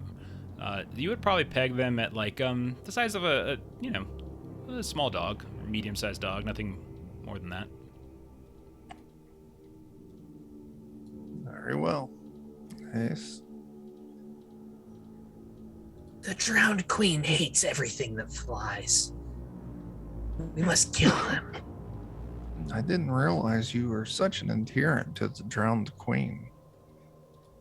More of a give and take relationship. Everything that flies? She prefers things that go underneath, that lie just below the surface. Oh no, we can't have that. Yeah, we're gonna kill all your bees someday. But don't worry, we're gonna get rid of the birds first. Be careful, they'll hear you. That's why they call it the birds and then the bees. Oh, Hmm. okay. Well, I remember this story. good luck with that. Esme will remember this. Yeah. Okay, so how do you want to approach this? What do you guys want to do? Well, first, let's make it to the floor. If this is Beanstalk, then we can call ourselves Jack and climb up. Well, yeah, seems like a good idea. Concerned about the birds. Perhaps when we get to bottom of the cliff here to the floor of chamber, we find some of this. If the glass, the reflective substance was from the dome, maybe we could find a piece of carved glass large enough to provide us cover as we move across like turtle. You can see that there's, in addition to like all of this most likely glass, like some kind of stained glass that's reflecting all this light, there's also large chunks of stone. And as you get a little closer, you're moving across, you see that there's more of those colossally sized heads with sort of like the hooked nose that's on the ground, kind of split apart here. Very similar. They're in pretty terrible condition as well. But they're kind of cast around here on the ground too. There's 2 of them specifically. You can see that there are no birds on the ground, and there's probably about 50 feet between the ground and where the bottommost part of that inverted minaret is. That's probably the closest distance between the ground. Looking at it, those you can tell now that you're near it. I mean, a lot of you would probably feel like, I mean, these look like possibly the roots of your tree. Maybe you've directly descended beneath your own landmark. It's probably no coincidence. And you see they explode out of the ground, like they go deeper into the heart, but they also go up and through the center of this temple. And it seems to be like the roots are pinning the temple to the ceiling as well. So my question to you all is, how do you want to approach this? Do you want to try to move stealthily? Do you want to? I heard someone mention climbing. Is there something else that you wanted to try? I have an idea. I think I have some of these feathers. I will begin to consume them. Try to put myself in the mindset of that which we want to avoid. And I think that oftentimes birds fear things that look up at them, that we might cover ourselves in suit and create a pattern upon ourselves that would be something which they don't like. Create the visions of eyes upon us so it looks like we're looking at them as we climb. Wild, Warren, and religion are the domains from eating that feather. Okay. Okay. So you eat a bit of that. You start piecing together some of these chunks of stained glass on your bodies to try to create like a disorienting visage of yourselves. Is everyone? Yeah, basically the way partaking in like this? some creatures will evolve to have like patterns on their skin or whatever that birds don't like. Mm-hmm. Okay, I like it. Follow suit. So, Okay. like, we're not developing feathers, we're developing a pattern the birds don't like. That's what you're saying? Exactly. Like there are some bugs and whatnot that'll have stuff along the back of them that looks like eyes or whatnot that basically birds don't want to eat. Oh, I think Date will take a bit of that and will try to make himself like a ghillie suit of stuff that's around here to try to help conceal himself. Okay. Zenobe will end up looking like a sea snake of sorts. All right. I like it. And Zwane's going to ask Malik for help as she's kind of helpless in trying to do this. Of course. And in the worst case, just hold on and I'll carry both of us. When it comes to this, I'm all thumbs. Don't worry. I'm not so helpful up above, but down here, I'll carry my weight. And yours if needs be. Thank you. Just remember to lift with your legs, not with your back. Okay. Okay. So everyone creates an alarming pattern based upon Malak's sudden knowledge of whatever creatures these feathers are attached to. And you begin to climb the roots. Okay. Yeah. All of you get about halfway up. as you're climbing. And you suddenly feel the roots themselves begin to move. As the one root that most of you are probably climbing up right now, getting your fingers, sort of kneading them between these sort of different seams of the bark, it begins to sort of move a little bit up and then down and then begins to peel itself away as half of you now are kind of like dangling and hanging as the root itself has kind of gone vertical. And then you watch as at the end of the root that just sort of folded down into kind of a lowercase r, it sort of coils its head up, and you watch as there's about 16 different places across the tip of this root that suddenly open up. The mouth begins to, and you see row after row after row of teeth. I'm going to say the top row, you are dangling and kind of hanging on to this massive snake or worm-like serpent. I'm going to say the bottom row, you are clinging to a different root that was sort of weaved together with this huge creature. What do you all want to do? This is sort of combat, but combat in hard is just like basically anything else. You don't have to fight it. You can flee, run away from it, do whatever it is you want. But we're in a state where you guys are in some danger. What would you like to do? How far up have we climbed? About halfway. So you're about 25 to 30 feet. It's about 50 feet as far as you want to go. So it's not like we could easily just jump off and be okay. You can jump off and land on the ground. It probably wouldn't kill you or anything like that. You might take I would probably give you some blood fallout. I'd probably roll like a D4 and you take that amount of fallout. Or it should be a stress for just falling and that's it. Yeah. If we're halfway, sorry, go ahead. You have more wings than I do. Yeah, I was thinking I would test that out first, so that way people could see. Like Esme's like, I'm gonna jump down. That way if it's safe.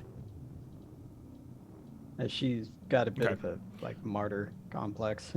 What I'll say is roll endure and we'll say wild. And if you, that'll determine stress. So just roll endure wild. No assisting is going to be useful here. So you got to do it on your own, as you're the only one falling. Roll when you hit the ground. All right. So that's a fail as you drop because of the area we're in. You take 6 points of stress. Before you roll the next die. Okay. I'm waiting. Once per session, I can allocate this to Echo, and I would love to allocate this to Echo. Yeah, you can. Yeah, there's 6. You can put on an Echo, no problem. Yeah, so I have 1 Echo protection. So does that apply here or not?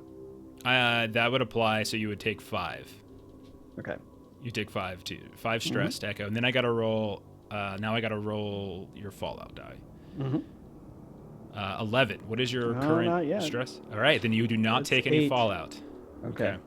But you just feel like as you land, it's not it's like the tremor that comes from landing. It doesn't seem to be physical. It's not your body that shakes. It's almost as if for a moment, those of you looking down, you watch as Esme hits the ground, and you can see just a part of her just shifts out of her body. This sort of spiritual, incorporeal, glowing form rips out and then elastically just rips back in. As your Echo just shakes from the encounter with this thing. What else would you all like to do? This is one of those things we're literally in combat now. There's no initiative. You can kind of do whatever you want. Do you need a roll for Fallout, or did you already do that? You're good. I already did that. I rolled an 11. He's good. Okay. Unfortunately. So she. Sorry. Go ahead. No, you go first. She said that she would test it out for us. Yeah. So Zenobe would be watching and see all this happen, and then be like, "So don't do that."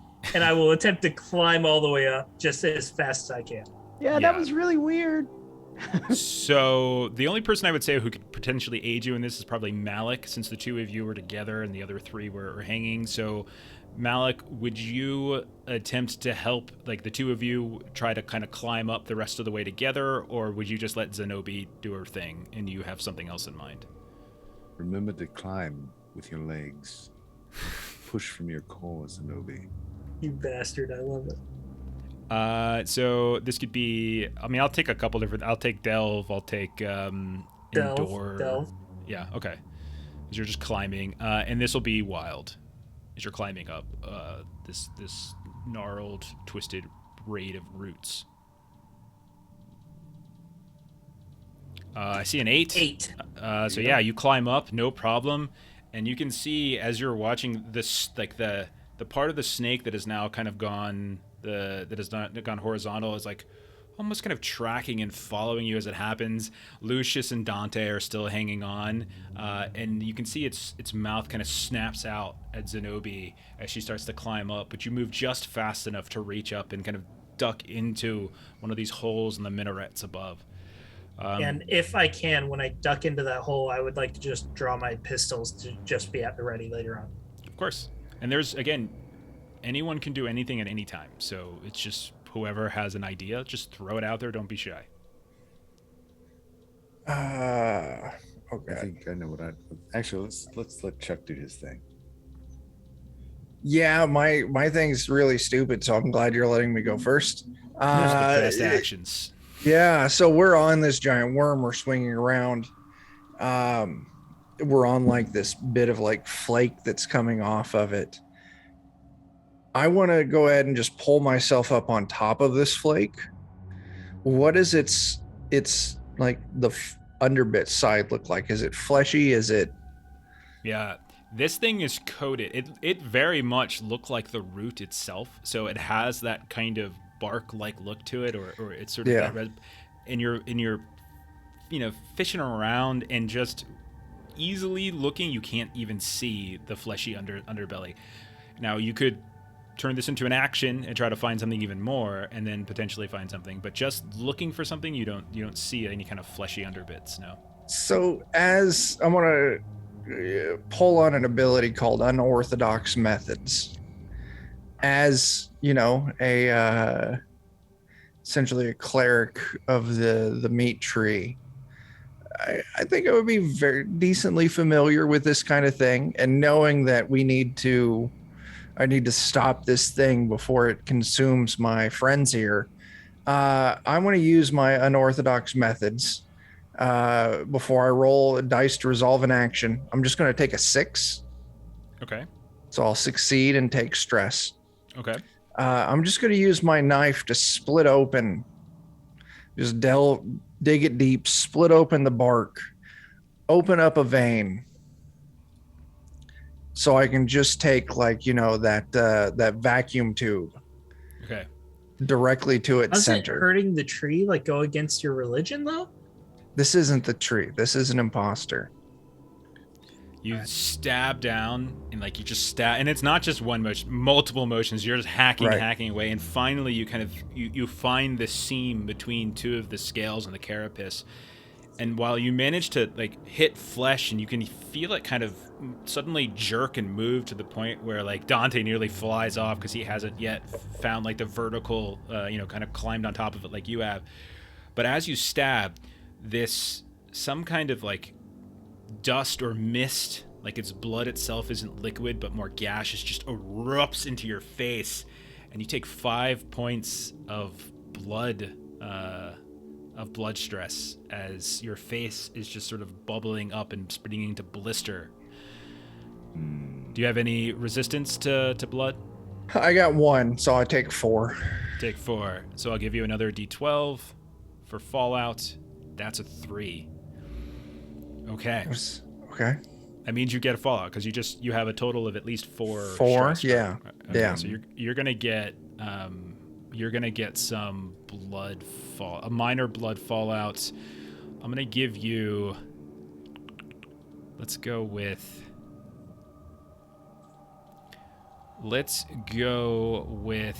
I'm gonna say bleeding. as the sort of this dust, like it literally just rips and blisters and pulls apart your skin, and you're just utterly bleeding. Now this is ongoing fallout, and so at the end of this combat, if unless somebody removes it in the process of this situation, you'll take another D4 stress to blood until this is addressed, as your face is now just bleeding from this sort of acidic, small particulate, like blood steam that came up in your face. But you did succeed at stabbing into it. So go ahead and do you have a weapon the weapon that you're using? Go ahead and roll your stress against it. My Seeker's Blade, D6 brutal. I put 3 on it. Okay, so brutal tag is when you roll for stress against an adversary when using this item. You roll 2 dice and you pick the highest. So you can roll another and take the better. Okay. Both are 3, so I'm going to take a 3. All right, done. 4. Okay. Oh yeah, 4. Thanks to Jeremy. 4. That's a good catch. All right, 4 points. Does not. Still up. Yeah. Still up. I tried. But it was effective.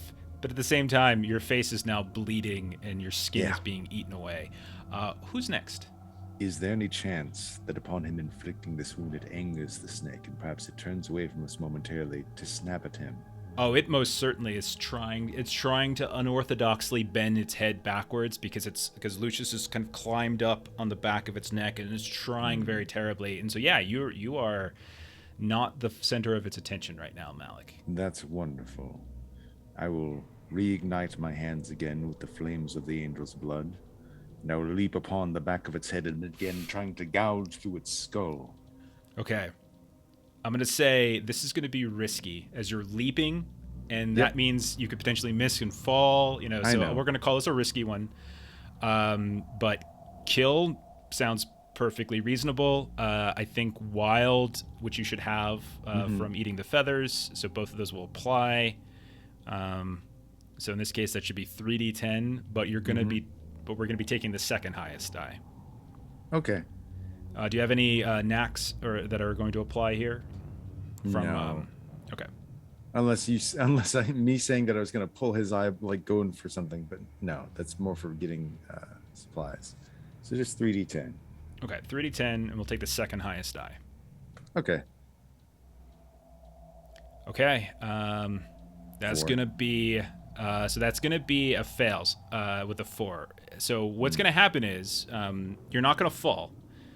You're gonna leap and you're gonna kind of stab into it. But as you try to do so, like Lucius had to like hammer and hammer and hammer away at it, and you stab and you feel it not go as deeply into it as you want, and you begin to fall and you just push. And finally, you get just enough to kind of keep you hanging on, and so you don't fall to the ground. And you're much like Dante. You're kind of like on the side of this creature now. So you're on it, but you weren't able to mainly get it. But a little bit of that dust kind of erupts out at you as you stab in. 5 points of blood. Okay. So I'll take 3. And then I roll a 12, so you should be fine on Fallout. Okay. Who's next on this thing? As now Malik is hanging on the side, Dante is hanging on the underbelly, Lucius is on top, Esme has fallen to the ground, Zenobe has climbed up into the minaret. Seeing this, Esme is going to shout out, "No!" And she's like, okay, friends, gotta go help him. Go, now! As she release this worm towards the towards the worm. And it is ranged, so I don't know if I'm... Okay. You're fine. You're totally fine. But unfortunately, she's not thinking because she thinks with her emotions, and so she just wanted to take out that worm as soon as possible, and it also has a tag of spread. Okay, so spread specifically, I got it here. Anyone standing near the target on a successful use, so it has to roll evade or domain, evade plus domain, so to be evade plus wild. To avoid marking stress as well. So Lucius, Dante, and Malik will be affected by that. Oof. So, so kill and what? Kill and wild is the most likely here because you're fighting an animal. Okay.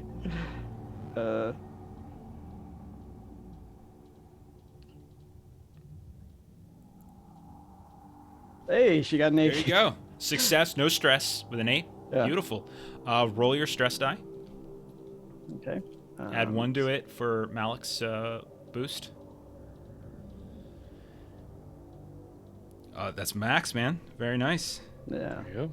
There we So go. this massive swarm, like a cloud just coming up from below, just begins to circle around it. All of you that are hanging from it hear the buzzing of these bees that Esme has unleashed. You're probably familiar with what's happening, but you also probably know that they can get a little ornery at times. All of you go ahead. So Lucius, Dante, Malik, all of you roll evade wild. Or you also take that 4 points of stress. Or 5 points of stress, actually, I think. Dante, that's a pass. You're okay. Let's I have see. neither evade nor wild. How many? It's a base, just Always a single base D10. Yeah, that's what I had to do. Yeah. Oof. I got 10. a I see a 3. 10. Jeremy, you're good. You got a We got crit. Malik. Yeah. Okay, Lucius, you will go ahead and just take that stress. Is there a specific type of damage stress it's applying, Adam? No, it just says kill D4 range spread. So I would assume kill would be blood, but I don't know. Yeah, I think blood makes sense. They're just stinging away at this thing, and then unfortunately it gets Lucius as well. Maybe you can't see as well because the dust is in your eyes, and suddenly you're just kind of swatting away at the same time as these things just start to sting you. They don't Yeah. mean to. You swat a couple and try to get them away, but you will take 6 points as well. Look. No, I'm sorry, 5 points. 5. It was 5. Okay, so that's 4 Um, with my blood protection. And Dante. So on Dante, a partial success, which is what you got, downgrades the stress die by 1 size. So it was already a D4. So I'm just gonna cut it in half and just say take 2 stress. Okay. So I'll roll D12. This is gonna be for both of you. So for both Lucius and Dante, you both just took. So I'm gonna roll the fallout die. That's 8. Is that Well, 8? I'm good. Okay, so both of you are good. No fallout happens here. So it's okay. So the swarms are going crazy. A couple people get a couple stings here and there. Malik, you managed to kind of... Maybe they just steer clear of you, like we don't screw with cleavers. But And I you're did all... eat the flower earlier. So we're Yeah, Sorry, maybe. Luscious. Okay, so this thing is still going. It has taken some damage. It's still very, very angry at this point. Dante. All right. So Dante, okay, so I'm hanging up there, right? So what I'm going to do is I'm going to pull myself up, wrap my legs around it, all right? So that way I'm hanging from my legs, Okay. and I'm going to pull the rifle off my back.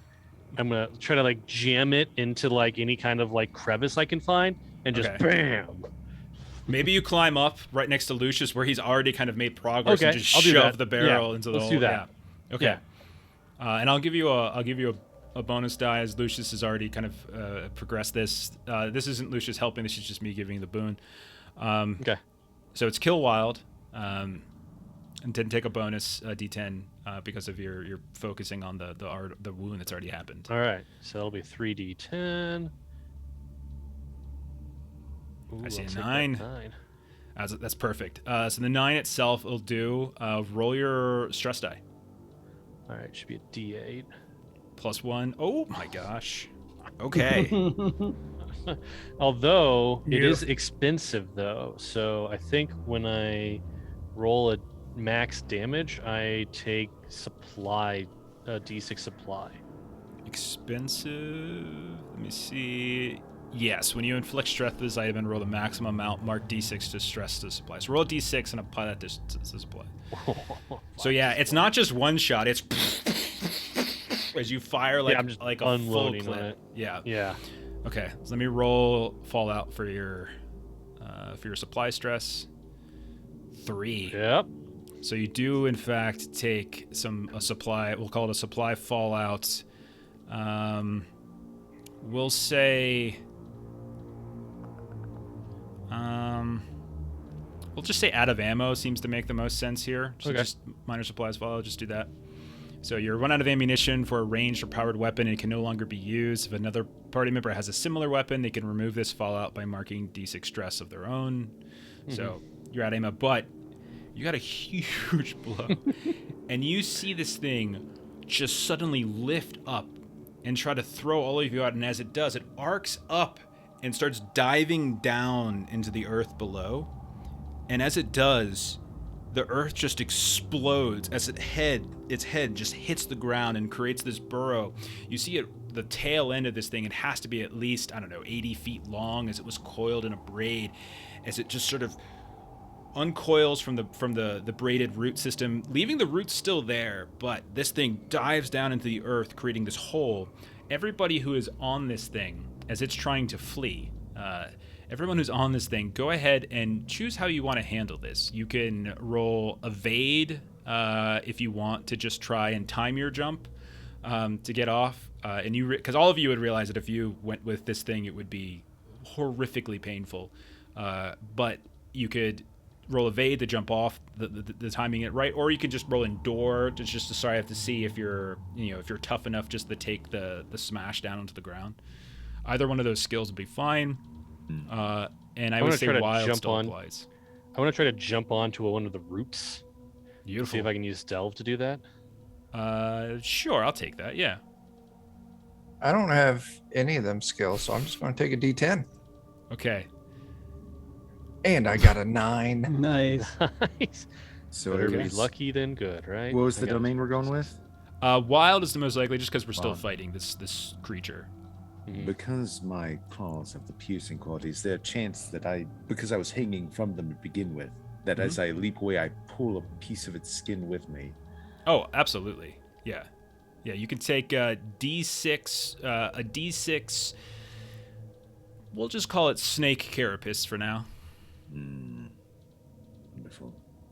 And so it'll be a wild resource, is essentially what it is. Okay, and then 3d10 is I'll go endure. Oh, 10. Oh, double 10. Oh, Double goodness 10. gracious. And a 9 for my third. Can I have one of That's those solid. zeros? I think Mhm. this is what's going to happen. 2 10s Is and a Dante tries to leap for the roots as this is going down. Malik, you wrench free a piece of the carapace, and then you go to do the same. You crab on to the roots, and you're kind of hanging like 20, 30 feet above the air, and you see Dante just sort of stumble and miss, but as he falls, you grab him as he does, and you just sort of pull him up with one arm, kind of attach him onto the root itself. Pat him on And the back. Lucius, you nimbly jump off the snake onto the ground, tumble right next to Esme, who's already there, kind of sort of bringing her bees back into her body. And all of you have essentially avoided horrific death by this massive creature. Zenobe, you're still up in the minarets. Right. You watch all this happen. You can tell Zenobe that the birds definitely were sort of gleaning away from this area. It looks like they were maybe scared or nervous, or maybe the snake was feeding on these things. But you can certainly see that there are signs of like nesting up here, but there's also signs of bones and blood. Like these things have been feeding. And you can tell that What some size of these bones? Yeah, they look like animal bones. So like they don't, when you're looking at them, it looks like there's small animals. Very much the equivalent of like tunnel goats or carrion pigs for the larger ones, or something like the same types of creatures that are missing from your landmark.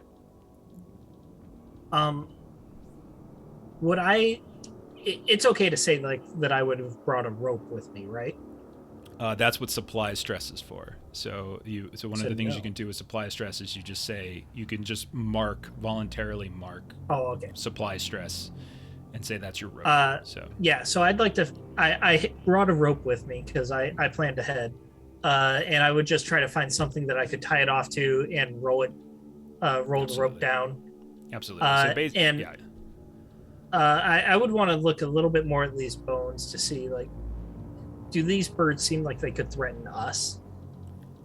Okay, so those of you down on the ground, so we'll say Malik, Dante, you can climb up the rest of the roots, no problem. The rope flops down next to Esme and Lucius on the ground, where all the the scattered glass is, and the two of you can easily climb up. And so at this point, everyone's up into the inverted temple. And while they're climbing up, Zenobe, you look around and you can tell that in sufficient quantities, these birds could pose dangers if they swarmed you. One individual bird, or even 2 or 3, probably wouldn't be much of a threat.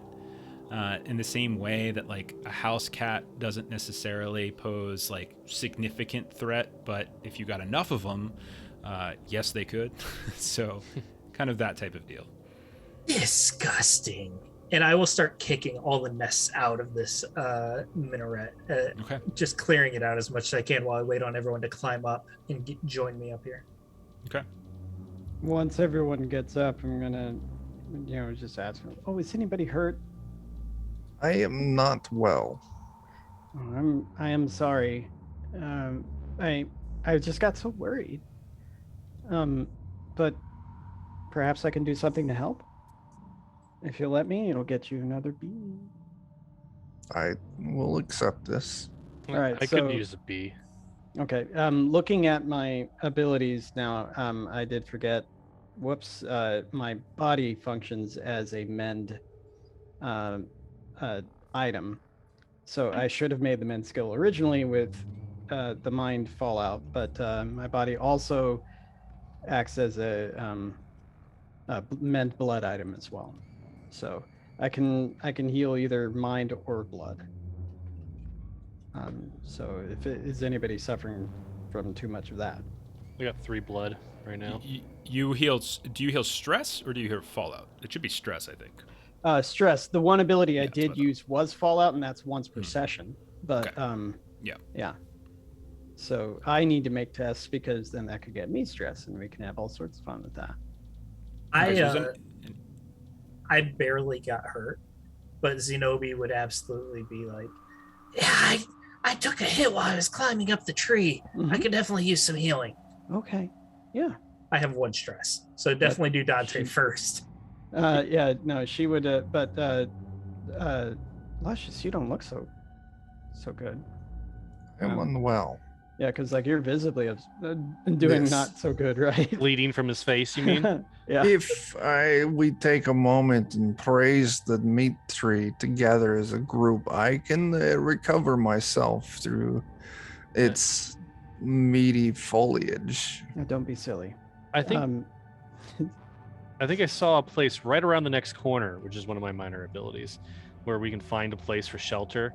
That way we can heal up without having to incur like any sort of bane. Yeah. Okay, so you descend, but in this case it would be climb up the minaret. Like you're like, and you can. There's enough of like irregular bricks and stone. It's an easy climb. It doesn't require any checks, and you eventually come to what would be sort of the floor, the roof, and you can see the rock hanging down. It's almost as if this temple was not. It's not just pinned to the top of this cavern, but it's embedded halfway into the cavern itself as rocks are drooping down. And as you get up here, you notice there's like a hole in the wall, like a chute, and you kind of start climbing through, and you hear a fairly subtle like a humming, and it's kind of a rough hum, like.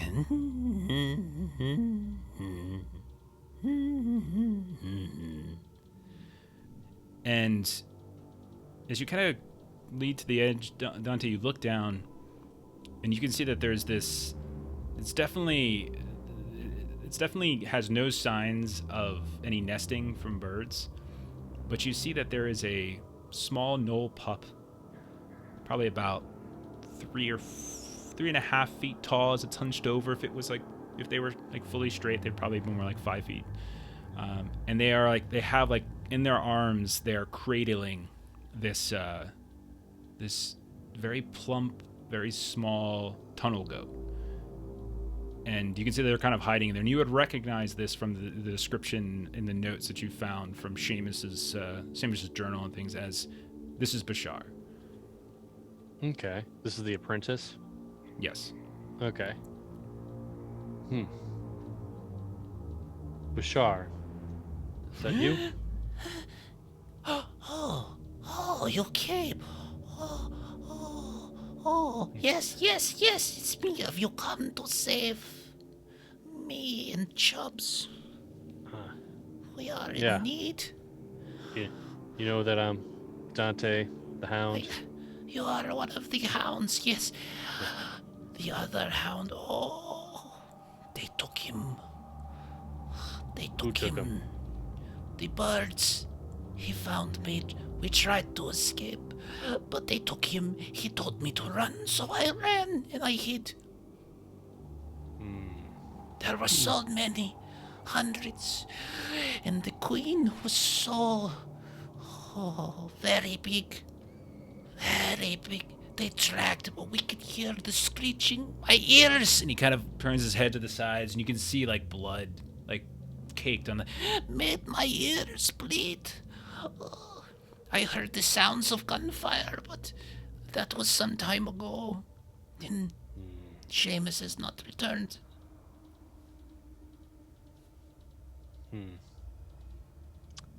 He might have ended up meeting the 33rd. Well, at least he was able to protect you. So we'll see if we can get you out here. Yes, please, please, this is not a good place. There are things that move beneath the ground below. I tried to get away, but then the earth began to move, and I just hid again. Yeah, we encountered some giant 50-foot or so snake type creature. The worm. The worm, if you want to call it that. I think it's cause for some of the missing people too. Did you see anyone else besides Seamus? There were two others, but I did not recognize them. They were... And he kind of looks over at Malik. They were like him. They tried to fight the snake. I did not call out, and then they were swallowed. Esme, do you have wax from your bees? Yes. I do What not do you think we ask? should leave this queen. I think we should attend to this problem while we have the chance. You know, what do you recommend? That we plug our ears with the wax once we're in position. Oh, yeah, it may take some time to synthesize it, but sure. But I think we have other matters that we need to attend to now, don't we? As she looks towards Zenobe, Dante, and Luscious. I would like to go up to Bashar and I'm just going to grab him by the neck and put my nose right up to both of his ears and take a big... I have just... Do I smell any magic from, like, whatever caused that, like, the bleeding? No, actually. Then I'll just kind of... I'll drop him, like, a little bit rough, like, not, like, throwing him, but just, like, letting him go. This poor 10-year-old kid just drops to the ground. So, There's no sort of resonance of the heart. This child has not been blessed. Oh, okay.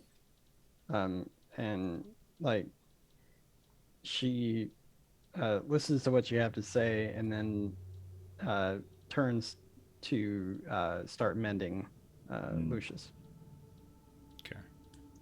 And in the meanwhile, I'll just take the kid aside, ask him, how old is Chubbs? Tell me all about him. And just kind of try and calm him down and keep him away from the rest of I the watched him birth from his mother. He is but 5 months old, but very big for his age, do you not think? He holds him up.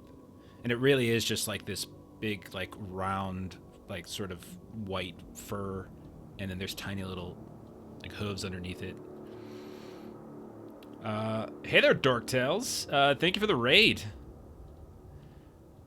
We are playing Heart tonight, City of Any. How did the rolls go there, Adam, for your healing? First one, the best one was at 3, and that was on Lucius.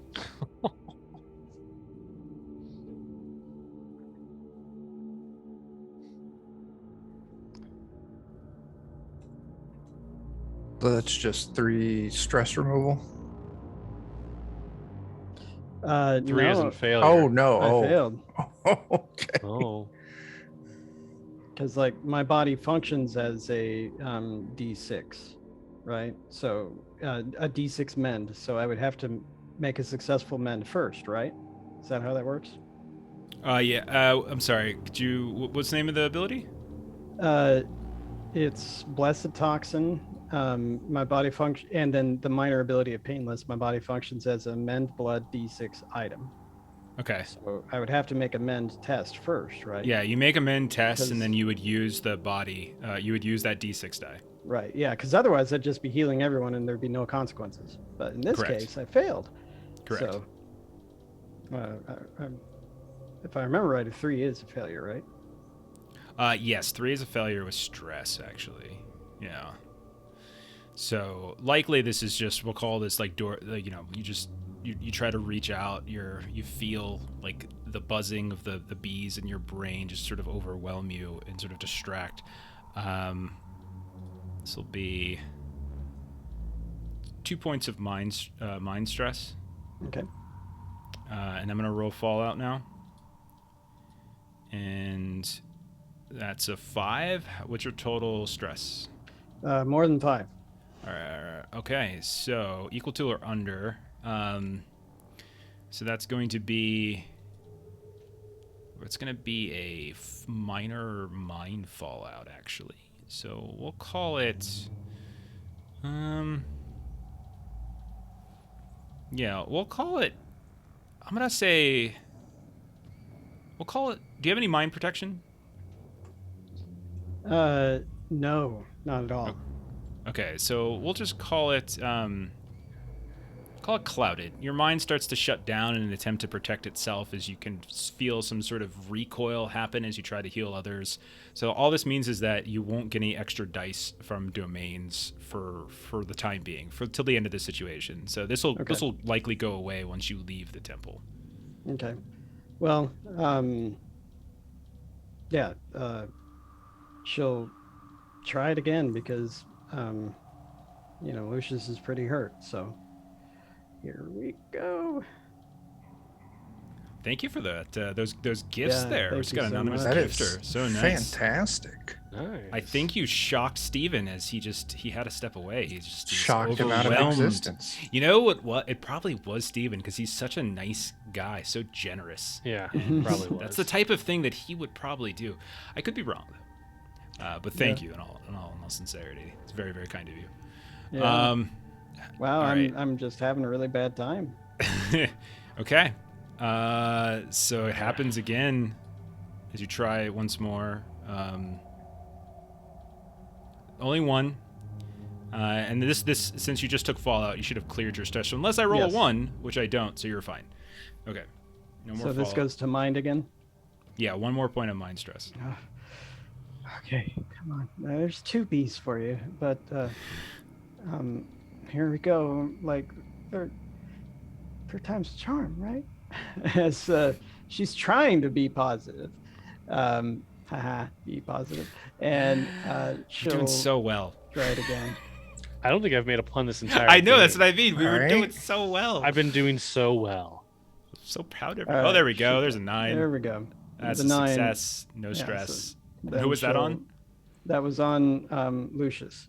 All right, Lucius. As she is going Luscious. to Luscious. heal 5 blood stress. Clears me out for blood stress. I still have my fallout, but I can. Okay. Once you're done, I can work on that. Whew. Okay. Well, it's gonna be all right. So, okay. Who's next? As she talks to the hive and it's like, you need to go over and help Dante now. Yeah. This is what Dante you were takes made to do. Okay.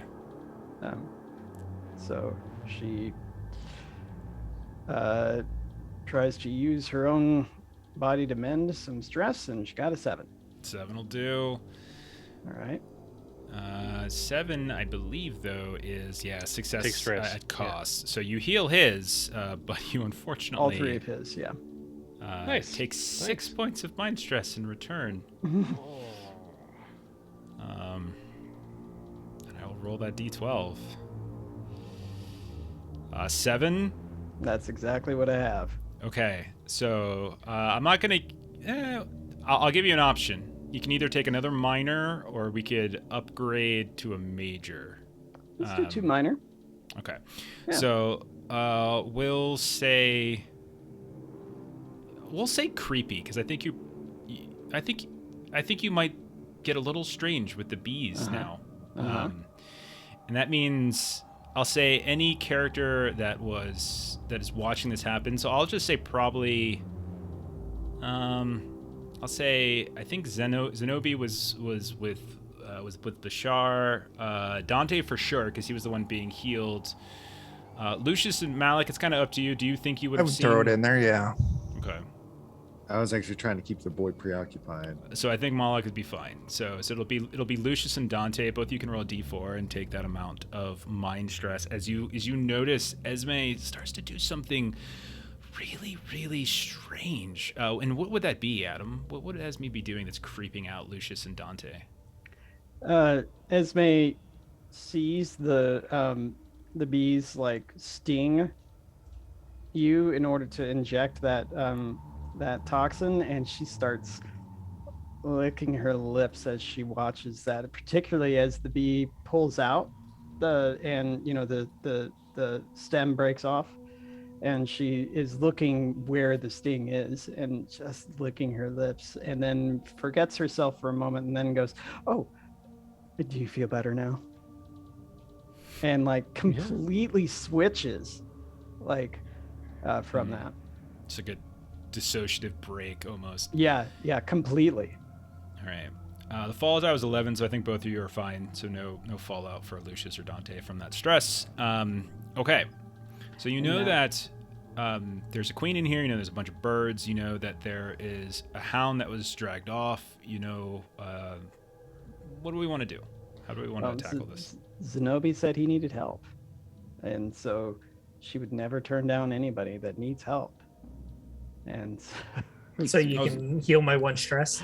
Yeah, because I mean, you told her you needed help, and she believes you. She's kind of naive. I was very injured. Yeah. Oh, there's blood on me, but none of it is mine.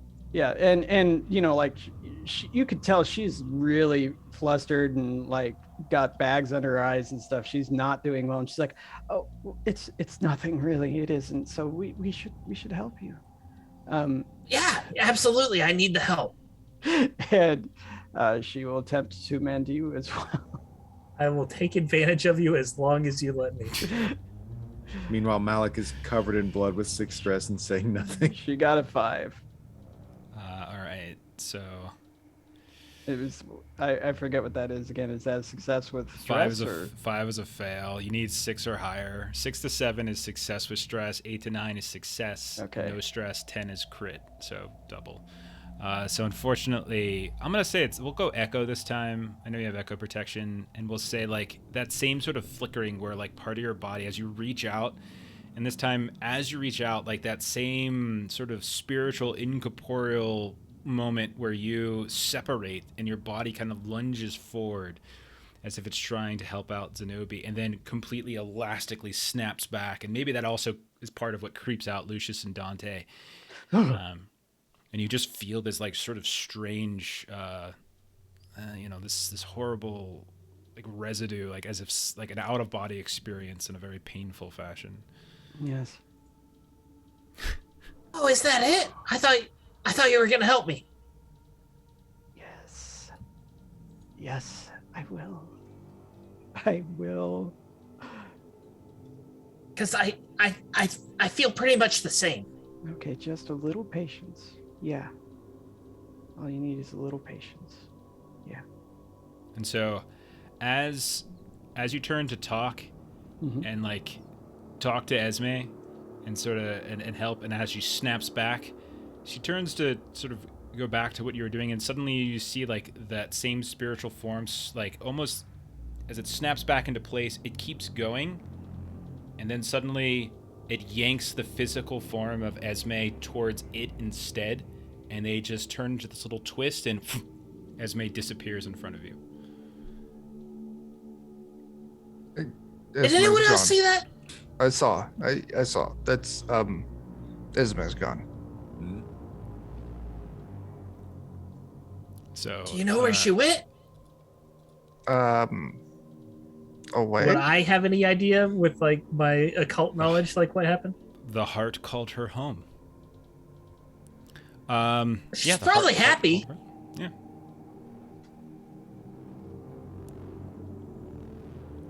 So I'm giving you the glitch minor fallout, Okay. Adam, if you don't know what that is. Basically, you disappear, but you will reappear after everybody else acts. Okay. All right. Hmm. So, go ahead, Dante. Dante's gonna probably go over with Malik and the kid and kind of continue to like I wouldn't say grill him for information, but like we'll continue to ask him questions about like his experience, like try to get him to walk him through what happened. There is, Like see if he can pick up any details he can use to like potentially like hunt this queen, I guess. there is a large central atrium where most of them huddle and recessed within a cave in the wall. The queen rests and will only come out if the flock itself shouts and screams, as we did. Poor little chubs made too many sounds and startled them, and that's what caused her to run. She was the size of well, twice of this one, as he points towards Malik. Maybe 4 times of this one, but fast, and she carries within her so many babies as they slosh around. You can see them through the translucence of her skin, and that's when she began to scream.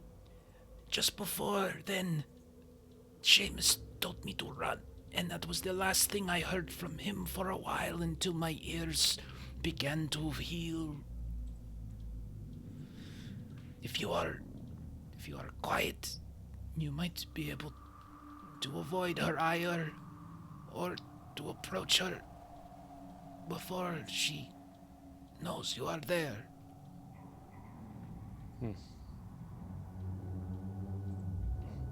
Thank you, Pup. That's very helpful.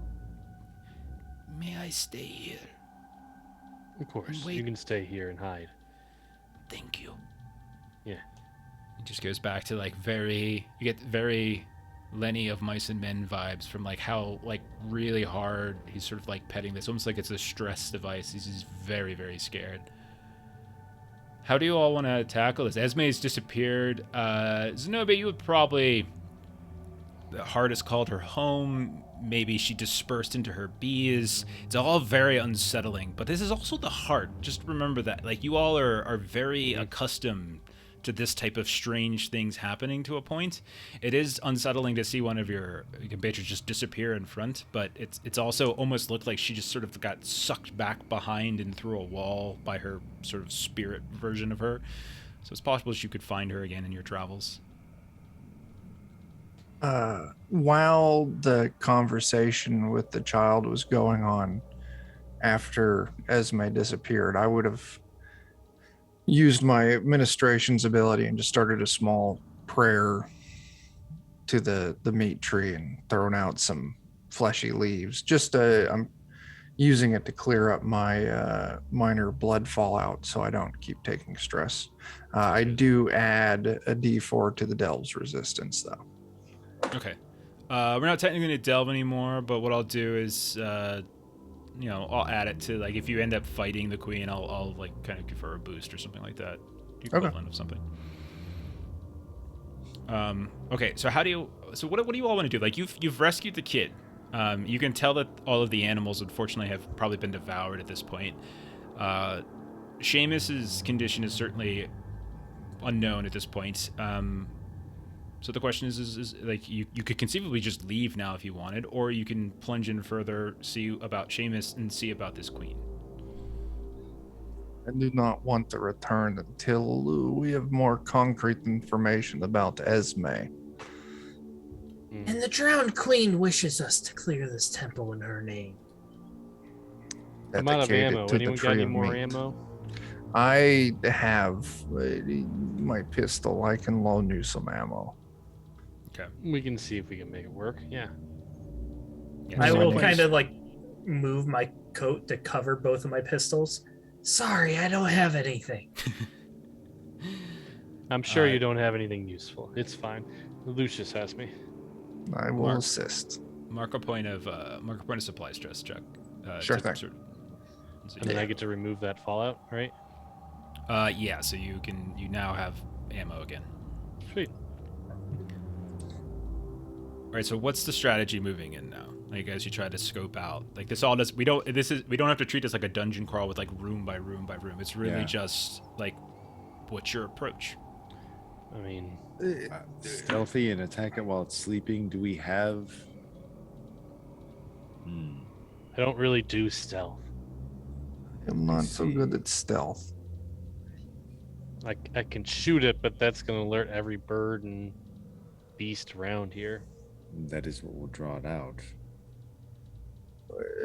I can offer prayers to the tree of meat, which will give me an additional holy kind of providence when it comes to striking down the queen. I can try to drown her. Do that. I Okay, was so- considering sneaking up on it while you drew it out of the fire. I can handle that. Yes, I can move up and I can assail it So- from the front and draw its attention if you want to move to its back. So with this building that we're in, it's an upside down temple, right? Yeah. Could we potentially cause it to fall? Oh, that is an idea. That sounds wonderful. Tell me how you do that. That's kind of what I'm curious, because you said Yeah. the roots are holding it up. Well, you can tell that it's like the roots have gone right through it and kind Okay. of pinned it, but also it seems like it's kind of like pushed it into the rock in some places. But it's certainly. This I mean, seems if you like come up with a good plan, let's do it. the Could tree you- from the meat, correct? Yeah, could you pray to the tree to see if you could get its roots to That move? is exactly what I was thinking. Love it. I will need some assistance for this prayer. And we should also get out of the tower. If we all cling to the roots and enact the ritual, maybe the roots will take us up, releasing the castle, dropping it onto the queen. Yeah. We could try that. I mean, I really wanted to pounce upon it, but that is a very good idea. You may, if this does not work, you may still have opportunities. The tree of meat is fickle and like the coming and going of seasons. Not all harvests bear fruit. So, what I would say is, if you manage to get the roots to unravel and let the temple fall, that would take all of like basically the hive would fall, and you heard from Bashar's explanation that there's like a part of the upper ceiling of the cavern. There's a cave that she sleeps in there, so that would literally drop the whole hive if it's successful, and it would detach the temple, but she would still be up there unless she happens to be within the temple proper. So it's possible that she could be if you lured her out to ensure that, or you could let it fall and then Malik can go in and do his stealthy pounce, like, so you can do some kind of combination of that. And I'll also presume that you tell Basha to get out before you. Yeah, reach this 100%. Yeah, Dante would definitely make sure. For sure. Like that's why I was 50-50 like, for maybe them. we should get out of the tower first and take the kid with us, you know. But if we want to somehow draw it out, see if it falls, and then we can pounce on any of them that remain.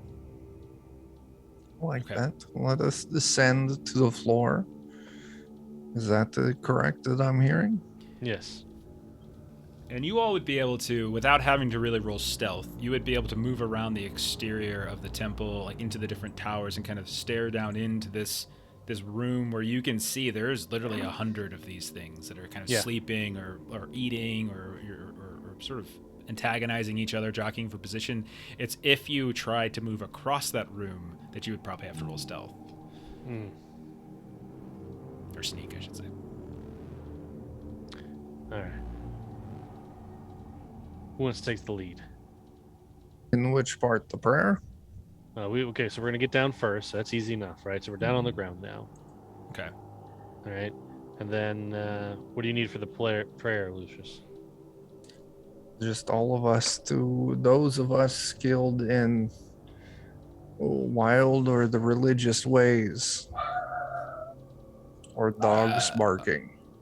I would I take can help you with wild and barking. for a prayer specifically, I would say domains, cursed, occult, and religion would probably apply. Because those are what is in your landmark. You guys picked cursed and occult, but I think religion would also apply. For skill, compel probably I think is the most useful here, because you're trying to like convince the beat god or whatever to do what it is you wanted to do. I can help with occult. Same. All right. So Zenobe and Malik, are you adding a die, Dante? I mean, I have Haven, if that helps, but that's not. No, not in this case, since it's not happening in the Haven itself. Yeah, and then so I don't have really any other skill that can like. I have Delve, Hunt, and Kill. Those are the only skills I have. Yeah. I think for what action this is, I would say I don't think those apply. Yeah. Okay, so Chuck, compel, and then pick. I think you have cursed, occult, religion. You have one of those. Yeah, I'll go with Do you have- religion. All right. Do you have compel? No, I don't think. No, I don't. So 1d10 from normal, 1d10 from occult, and 2 more d10 from Zenobe and Malik. And I'm gonna call this risky, as if this falls, bad things can potentially happen. So we'll take the second highest die for this. Okay, cool. So 40-10. My second okay. highest And an is an 8. And that is success without stress. No crit. Nice. Nice. So, what does it look like as well, he's talking, so I'll describe it for him. So the three of you, maybe you like link arms like near the tree, begin to, or maybe or even Dante is involved in this, going through some sort of ritualistic practice, very similar to what we see probably during morning matins, to sort of bring it back to the beginning of the session. And you watch as like there's a shifting suddenly, and you almost get the sense like, oh my gosh, are they all snakes? It's begin to sort of unravel, but no, then you realize it's not. It's the actual suddenly shifting and moving. You can see like blood begins to drip as some of the roots kind of crack and kind of flicker on your face, and then the whole cavern begins to shake. Chunks of rock begin to fall, one after the other, as it's like trying to shift and shimmy and trying to like move the temple around to loosen it from the like how it's embedded into the cavern. And then finally it just falls. You just hear this loud chorus of screeches from owls, and then suddenly it goes quiet as on the ground the temple explodes and goes off in all sorts of different directions. It crushes one of those colossal heads that were on the ground. The shattered, the stained glass that was already shattered flies up, and you kind of have to duck behind the roots themselves as like a dust storm explodes from it. And then all you hear after a moment is the sounds of like painful screeching of the handful of owls that actually survived the fall but are probably in terrible condition.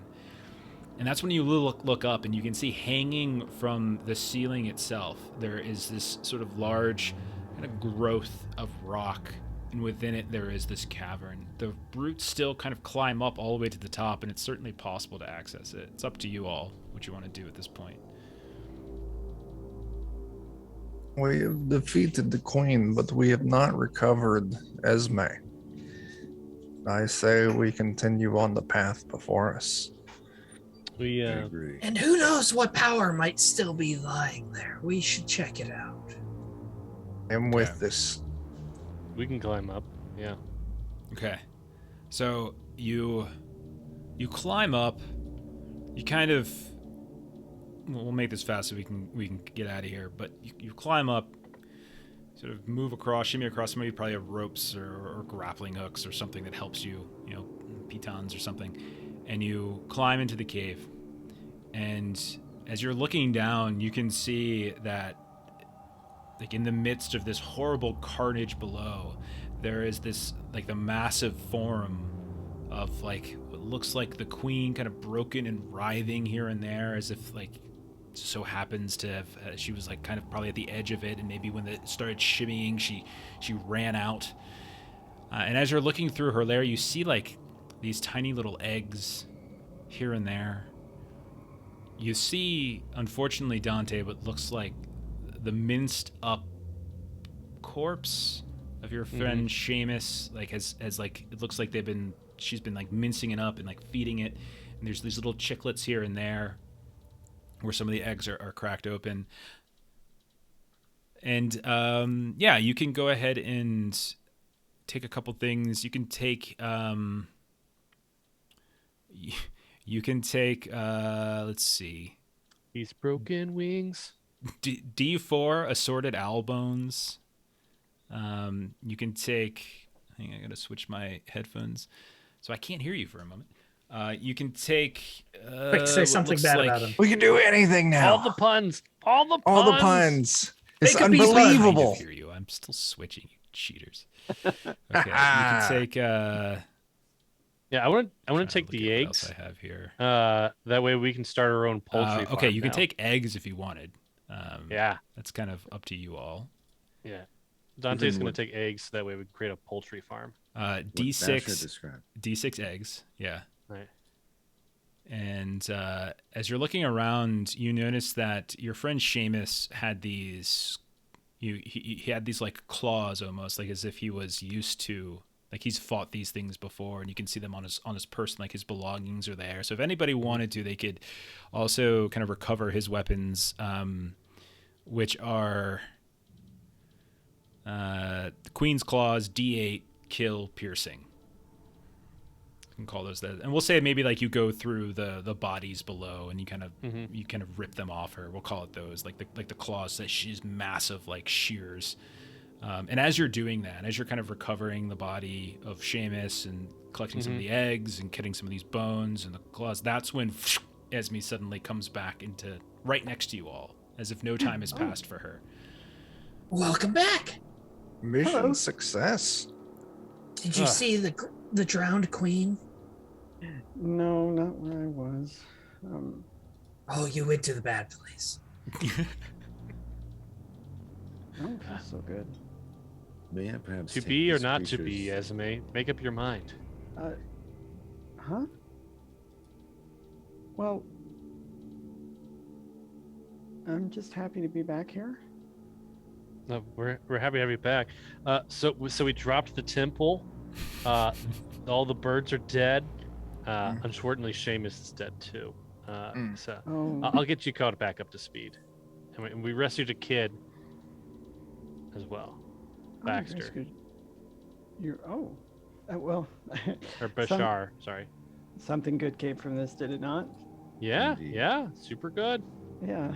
Well, it wasn't all fun, but yeah, it's a good time, right? I mean, I wouldn't call it a good time, but we got out alive. And we made the drowned queen happy. That's all we're here for. Oh, well, that's good. Yeah, Maybe, I mean, right? It depends. The birds are gone, which leaves, according to Zenobe, the target number 2 mean, remains. we should definitely make sure that all the birds are gone. Well, for your sake, I wouldn't try. But I mean, it's good that she did something for her. Yeah, we'll just work on the bees later. Nope, not gonna happen.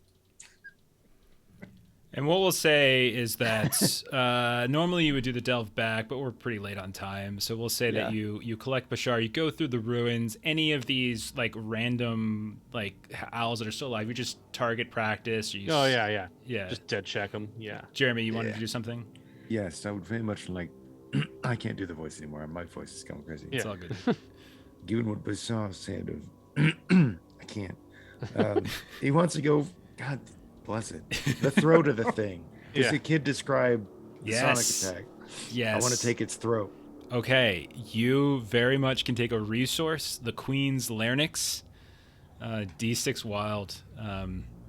Also, there's a tag like exotic or something like that. So I gotta look up the tag. So you're gonna take the claws too, Jeremy? That way you have the throat and the claws. No, I use my own hands. All right, I'll take the claws then. Okay. Yeah. I would definitely want to be like going over the ruins like a bloodhound, just sniffing everything. And Sure. would there be any sort of magical power coming from anything? You would, in fact, if you really spend some extra time here, you would actually find like some what looks like these pockets of scriptures and old holy texts in a language that seems indiscernible at first glance, but they seem imbued with some kind of magic in them. And what sort of draws your attention is that when you find them, despite it be sort of a very dry and dusty area, and everything around it is completely and utterly dry, the tome is soaking wet, and it has like this sogginess to it, and you pick it up and it just drips from below. My man. I'll just take a big. Oh, that's so nice. All right. And I'm definitely pocketing that. Okay. Last call. Any other actions? So from when this worm was writhing around in here, or the queen or something like that, would there be anything at all that might be considered a piece of the heart? Oh, You know, something of the you heart? already recovered that when you ate a heart's blood worm earlier. Oh, good. Okay. Oh, Yeah. Alright. Just didn't know it at the time. I was going to give it to you at the end. Like, Sweet. since you failed your roll, I wasn't going to tell you that. Okay. Anyone else? Yeah. Got the kid, got the body, got the eggs. I think I'm good. I got Okay. the claws. We will montage the return trip. We'll start up next time back in the landmark. So hopefully Jen will be there. It'll be easier to bring her in. But we'll say you return, and that'll be it for this session of All the right. heart. All right, everybody. Thanks Yay. for going long. Apologize. Yeah. What a I fun had first fun. session. I know, Yes, right? that was very cool. All right. Should we do some? Let's do some closing plugs here. We'll kind of go reverse order again. So, Jeremy, tell us about this Patreon. Yeah, check out Aaron Reese on Patreon. You've got comics, RPG assets, maps, a lot of great art. It's Yeah. a cool time. Check it out. Absolutely.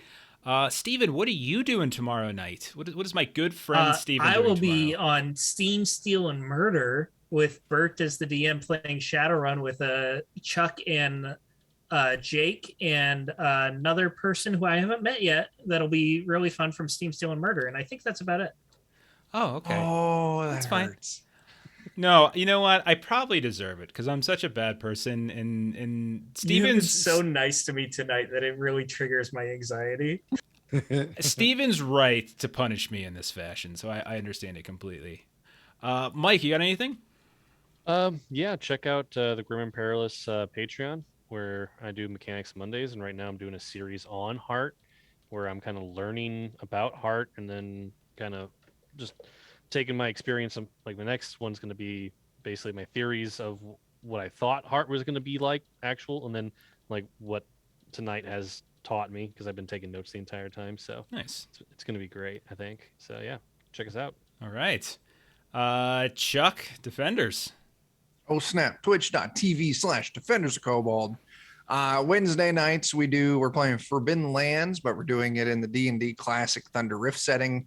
And you can see Jeff and Jeremy over there. This coming Thursday, I think we're scheduled for Curse of Strahd. I don't know. I don't pay attention to these things. Fridays, Joe is running. He's making a system called Anvia. So we're playtesting that on Friday nights. And at some point in the next month or two on Friday nights, we'll be kicking over into the Fallout 2D20 system. That's it for Defenders. Also, every other Saturday opposite of this, you can catch me and Jeremy playing some Weird Frontiers over on twitch.tv/Goodman Games official. Right on. I'll go next so that Adam can finish us off there. Lollygaggers, twitch.tv/lollygaggers. On Monday, we'll be playing Holler. You can catch Jeremy and Chuck in that game. Next Friday, we're off. Normally, we've been playing like Death in Space or Trial or some sort of space game usually. And Saturdays, you can normally catch both Steven and I in our One Ring 2nd Edition game. And Adam, close it down for us. So just trying to get some commands in there. So we got something for defenders, lollygaggers, and then something for the Patreon now for what Mike did. And what I'd like to plug is this game itself, because we are Amazon affiliates. You can find it on Amazon, and I'm sure it would wind up helping out Rowan, Rook, and Decard. If you're interested in this game, you can check it out there and buy it there. So yes, I'm enjoying Heart quite a bit. We hope you all are enjoying watching us play it. And yeah, thank you so much to Jeff and the Lollygaggers for running us through it. And putting up with us. I think we were a little bit easier to put up with this time. Oh, yeah. You all were great tonight, especially Steven. Yeah. Good God. So yeah, Steven is the best of us. So yeah. What's up, Chuck? Chuck's got a late edition. Oh my God. I'm Steven too. 2 Stevens? I can't take so much excellence at once. How many bits to get Jeff to shave his head? That's not gonna happen. 500. I've worked really hard to grow this out. I'll pledge 500. No right way. now. if there was a bit amount, I'm $5? pretty sure that would have to be on the Lollygaggers. $5? You think $5 Maybe for it's- me to shave this luscious mane? You're Yeah. right. That seems a little expensive. Maybe it's How about you? maybe it's something like I don't know, 100,000 bits on a 1 Lollygaggers chat, million maybe. bits. 1 million. Yeah, bits. 1 million bits might do. No, I would never do that. You I'm would sorry. not do that for I $100,000. wouldn't. I wouldn't. No. For $100,000, I would do it for 100.